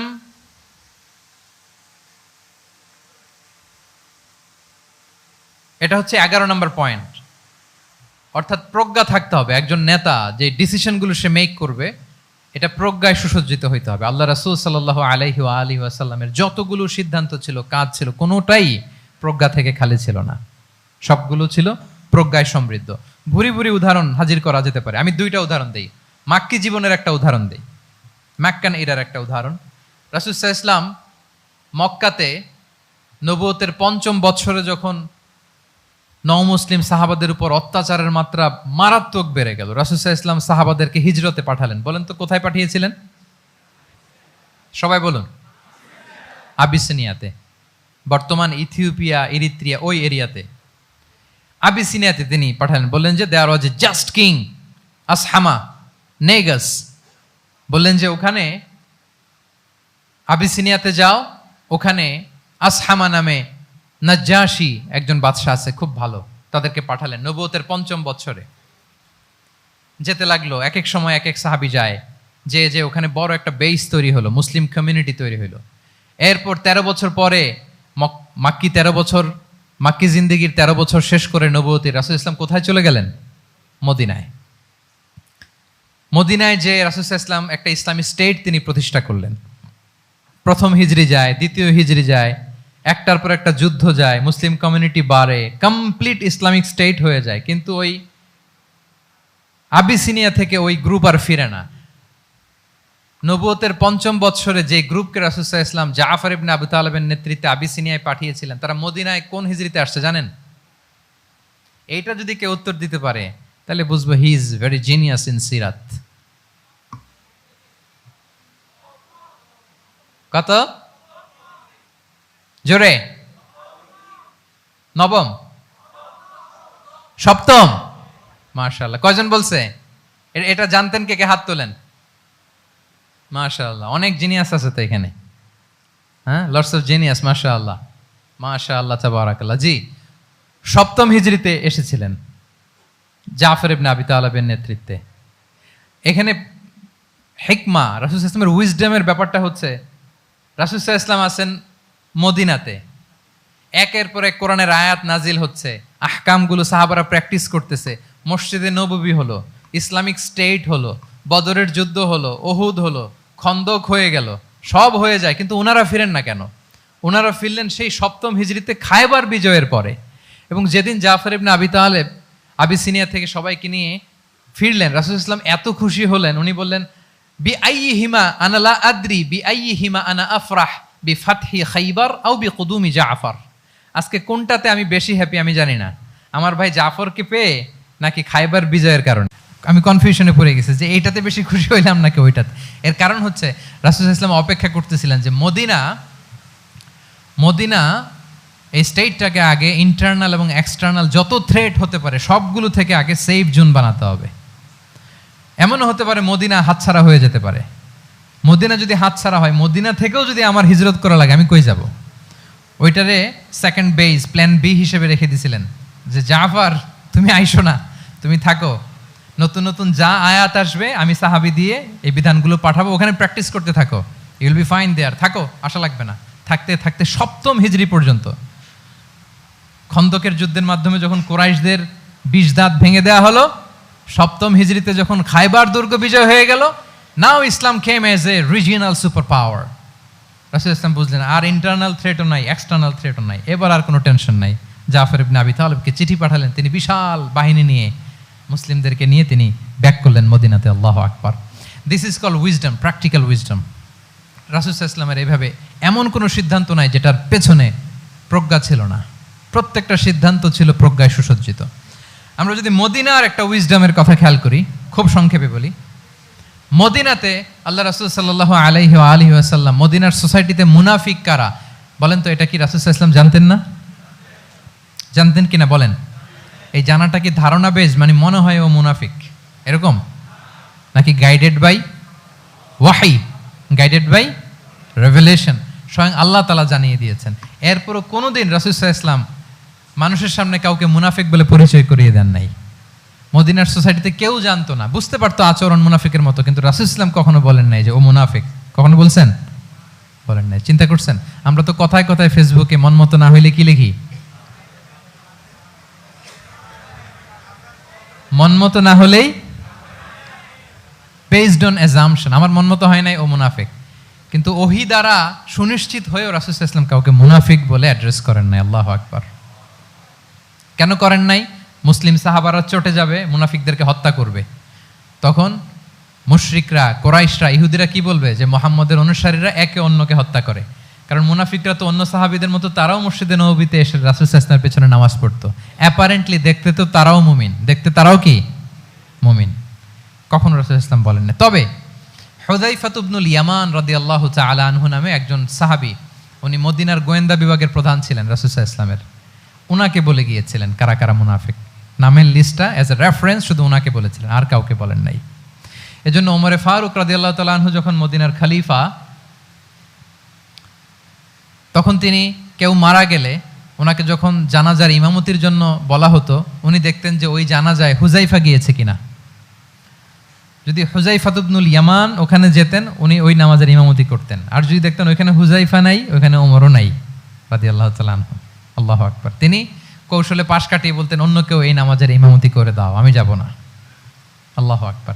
তাহলে রাসূল সাল্লাল্লাহু আলাইহি ওয়াসাল্লামের উইজডম দেখেন, তিনি কমিউনিটির মধ্যে ইউনিটি ধরে রাখার জন্য কখনো মুনাফিকদের নাম বাই নেম তাদেরকে চিনতেন, কখনো ডিসক্লোজ করেন নাই। আল্লাহু আকবার। This is called wisdom. তাহলে 11 নম্বর কি ছিল? Practical wisdom. লাস্ট পয়েন্ট, অনেক লম্বা হয়ে গেছে আলোচনা। শেষ নাম্বার হচ্ছে 12 নম্বর হচ্ছে, লাস্ট পয়েন্ট হচ্ছে succession management. A good leader produces a good leader. A true leader produces a true leader. একজন ভালো নেতা, সে ভালো নেতা তৈরি করে। কি বলেন? একজন যোগ্য নেতা আরো যোগ্য উত্তরসূরি তৈরি করে। ঠিক কিনা বলেন? আমি শুধু নেতা, নেতৃত্বের সব গুণ আমার মধ্যে খালি হাবুডুবু খায়, আমি কাউরে নেতা বানাতে পারলাম না, তো আমি চলে যাওয়ার পরে আমার দল চালাবে কে? আমার দেশ চালাবে কে? এই উম্মাকে নেতৃত্ব দিবে কে? রাসূল সাল্লাল্লাহু আলাইহি ওয়াসাল্লাম নিজে যেমনি অনুসরণীয় নেতা ছিলেন, অনুকরণীয় নেতৃত্ব দিয়েছেন, তিনি এরকম নেতৃত্ব তৈরিও করে গিয়েছেন। ঠিক কিনা বলেন? আল খোলাফা আর রশিদিন আল মাহদিন, তাদের কথা যদি খেয়াল করেন, আবু বকর রাদিয়াল্লাহু তাআলা আনহুর ব্যাপারে তো ওনার প্রচ্ছন্ন কিছু ইঙ্গিতও ছিল। ওনার অবর্তমানে নামাজ পড়িয়েছে কে মসজিদে নববীতে? আবু বকর রাদিয়াল্লাহু তাআলা আনহু। ওনার হজ পালনের আগে হজের জন্য পাঠিয়েছিলেন কাকে? নবম হিজরিতে আবু বকর রাদিয়াল্লাহু তাআলা। এগুলো ছিল প্রচ্ছন্ন ইঙ্গিত। এবং সাকিফায়ে বনু সাঈদাতে ওমরে ফারুক বললেন যে আপনাকেই আমরা নেতা মানি, সবাই এক বাক্যে মেনে নিল। আজও ওই জায়গাটা মসজিদে নববীর এক পাশে সাকিফায়ে বনু সাঈদার বড় সাইনবোর্ড আছে, ওখানে বিকেলবেলা আনসারি সাহাবারা বসে গল্প করতেন। ওই জায়গাতে আবু বকর রাদিয়াল্লাহু তাআলা আনহুর খলিফা নির্বাচনের ব্যাপারটা ঘটেছিল। উনি ওসিয়ত করে গিয়েছিলেন ওমরে ফারুক রাদিয়াল্লাহু তাআলা আনহু খলিফা হবেন। ওমরে ফারুককে যখন অ্যাসাসিনেশন করা হলো, উনি একটা প্যানেল করে দিয়ে গেলেন। সেখান থেকে ওসমান রাদিয়াল্লাহু তাআলা আনহু হলেন। ওসমান রাদিয়াল্লাহু তাআলা আনহুর হত্যা পরবর্তী উদ্ভূত পরিস্থিতিতে আলী রাদিয়াল্লাহু তাআলা আনহু হলেন। একজনের চেয়ে আরেকজন শ্রেষ্ঠ, একজনের চাইতে আরেকজনের মানাকে অসাধারণ, অসাধারণ। এই যে নেতৃত্ব রাসূল সাল্লাল্লাহু আলাইহি ওয়াসাল্লাম এটা জীবদ্দশায় তৈরি করেছেন। যার যেখানে ক্যাপাসিটি দেখেছেন তাকে ওই দিকে উদ্বুদ্ধ করেছেন। যার মধ্যে যুদ্ধের ব্যাপারে জ্ঞান দেখেছেন তাকে যুদ্ধের সেনাপতি বানিয়েছেন। Khalid bin Walid, chief of the Muslim military, Muslim বাহিনীর সেনাপ্রধান ছিলেন কে? খালিদ বিন ওয়ালিদ। ওনার দিয়ে কখনো কবিতা লিখতে পাঠাইছেন রাসূল সাল্লাল্লাহু আলাইহি ওয়াসাল্লাম, কিন্তু হাসান বিন সাবেতকে দিয়ে কি করছেন? শুধু কি কবিতা লেখানো, ওনার মিম্বরের পাশে মসজিদে নববীতে আরেকটা মিম্বর বানাই দিয়েছেন, স্টেজ, যে তুমি এখানে দাঁড়িয়ে এমন জ্বালাময়ী কবিতা লিখবে যেন গুজবাম হয় মুসলমানদের, জেহাদের ময়দানের জন্য ঝাঁপিয়ে পড়ে। তাহলে খালিদ বিন ওয়ালিদকে দিয়ে এক কাজ করিয়েছেন, হাসান বিন সাবিতকে দিয়ে আরেক কাজ করিয়েছেন। মুআদ ইবনে জাবাল রাদিয়াল্লাহু তাআলা আনহু প্রশাসনিক কার্যক্রম ভালো বুঝতেন। মদিনা রাষ্ট্রের সবচাইতে বড় সিনিয়র আমলা ছিলেন মুআদ ইবনে জাবাল, ইয়ামানের গভর্নর করে পাঠিয়েছেন। ওনার এটাতে যোগ্যতা ছিল। যার যেখানে তিনি প্রতিভা দেখেছেন ইসলামের কল্যাণে রাসূল সাল্লাল্লাহু আলাইহি ওয়াসাল্লাম ওই প্রতিভাগুলোকে কাজে লাগিয়েছেন। এইভাবে ওনার সাকসেশন ম্যানেজমেন্টকে উনি গড়ে তুলেছেন। ফলে ওনার পরবর্তীতে বছরের পর বছর ইসলামী নেতৃত্বের হাল ধরতে মুসলিম উম্মার বেগ পেতে হয় নাই, ঠিক কিনা বলেন? তাহলে a good leader, a true leader produces a good leader. একজন সফল নেতা সে এরকম আরো অনেক সফল নেতৃত্ব তৈরি করে যায়, তাহলেই তার নেতৃত্ব সামনের দিকে আগাতে থাকে। তাহলে সর্বশেষ পয়েন্টটা কি ছিল? Succession management. 12টা জিজ্ঞেস করলে বলা যাবে? হ্যাঁ, নোট করে রাখছেন বোধহয় না? খুব খুশি হয়েছে আমি, মাশাআল্লাহ। শ্রোতা যদি ভালো হয়, শ্রোতা যদি দেখি যে না আমার সাথে সাথে মাথা নাড়ায়, রেসপন্স করে, উত্তর দেয়, তখন কথা বলতেও ভালো লাগে। মানে এত গরমের মধ্যে, এত কষ্টে, অল আর সোয়েটিং, বাট এত মনোযোগের সাথে আপনারা শুনেছেন, আল্লাহ তাআলা আপনাদেরকে কবুল করুক। আচ্ছা, আমরা একটু রিক্যাপ করি। 1 নম্বরে কি ছিল? আচ্ছা, 2 নম্বরে সবাই বলতেছে তো, আসলে কি বলতেছে বোঝাও যাচ্ছে না, ঠিক আছে। 3 নম্বরে কম্প্যাশন। 4 নম্বরে ইন্টিগ্রিটি। 5 নম্বরে গুড রিলেশন উইথ ফলোয়ার্স। 6 নম্বরে, 7 নম্বরে, 8 নম্বরে, 9 নম্বরে রেজিলিয়েন্স। 10 নম্বরে মাশাআল্লাহ। সব শেষে 11 নম্বরে প্র্যাকটিক্যাল উইজডম। সব শেষে মাশাআল্লাহ। যুগোপযোগী নেতৃত্বের জন্য, যুগোপযোগী নেতৃত্ব তৈরি করবার জন্য রাসূল সাল্লাল্লাহু আলাইহি ওয়াসাল্লামের এই যে লিডারশিপ ট্রেট, লিডারশিপ ফিচার্স, লিডারশিপ কোয়ালিটি, ওনার যে নেতৃত্বের ধরন আমরা জানলাম, এগুলো থেকে আমাদের অনেক শেখার আছে, অনেক নেয়ার আছে। আমরা চাইবো আমাদের আগামী নেতৃত্ব আল্লাহ রাসূল সাল্লাল্লাহু আলাইহি ওয়াসাল্লামের লিডারশিপ ট্রেট থেকে উপকৃত হবে। তারা এগুলো স্টাডি করবে, এখান থেকে তারা তাদের নিজেদের নেতৃত্বকে সাজাবে। আল্লাহ তাআলা আমাদের সবাইকে কথাগুলো বোঝা আর আমল করার তৌফিক দান করুক। আমি আবারও মিনার চট্টগ্রাম বিশ্ববিদ্যালয়কে অন্তরের অন্তঃস্থল থেকে শুভেচ্ছা জানাই এরকম চমৎকার প্রোগ্রামের আয়োজন করবার জন্য। ইউনিভার্সিটি অথরিটিকে আমি শুভেচ্ছা জানাই এবং আমার মাথার তাজ সম্মানিত শিক্ষক মণ্ডলীকে শুভেচ্ছা জানাই এবং প্রিয় শিক্ষার্থী বন্ধুদেরকে আবারও প্রাণঢাল অভিনন্দন জানিয়ে রাসূল সাল্লাল্লাহু আলাইহি ওয়াসাল্লামের নেতৃত্বের উপর প্রফিটিক লিডারশিপ টপিকে এই আলোচনা আমি এখানেই শেষ করছি। হাযা মা ইনদি ওয়াল ইলমু ইনদাল্লাহি আলাইহি তাওয়াক্কালতু ওয়া ইলাইহি উনীব। ওয়াসসালামু আলাইকুম ওয়া রাহমাতুল্লাহি ওয়া বারাকাতুহু।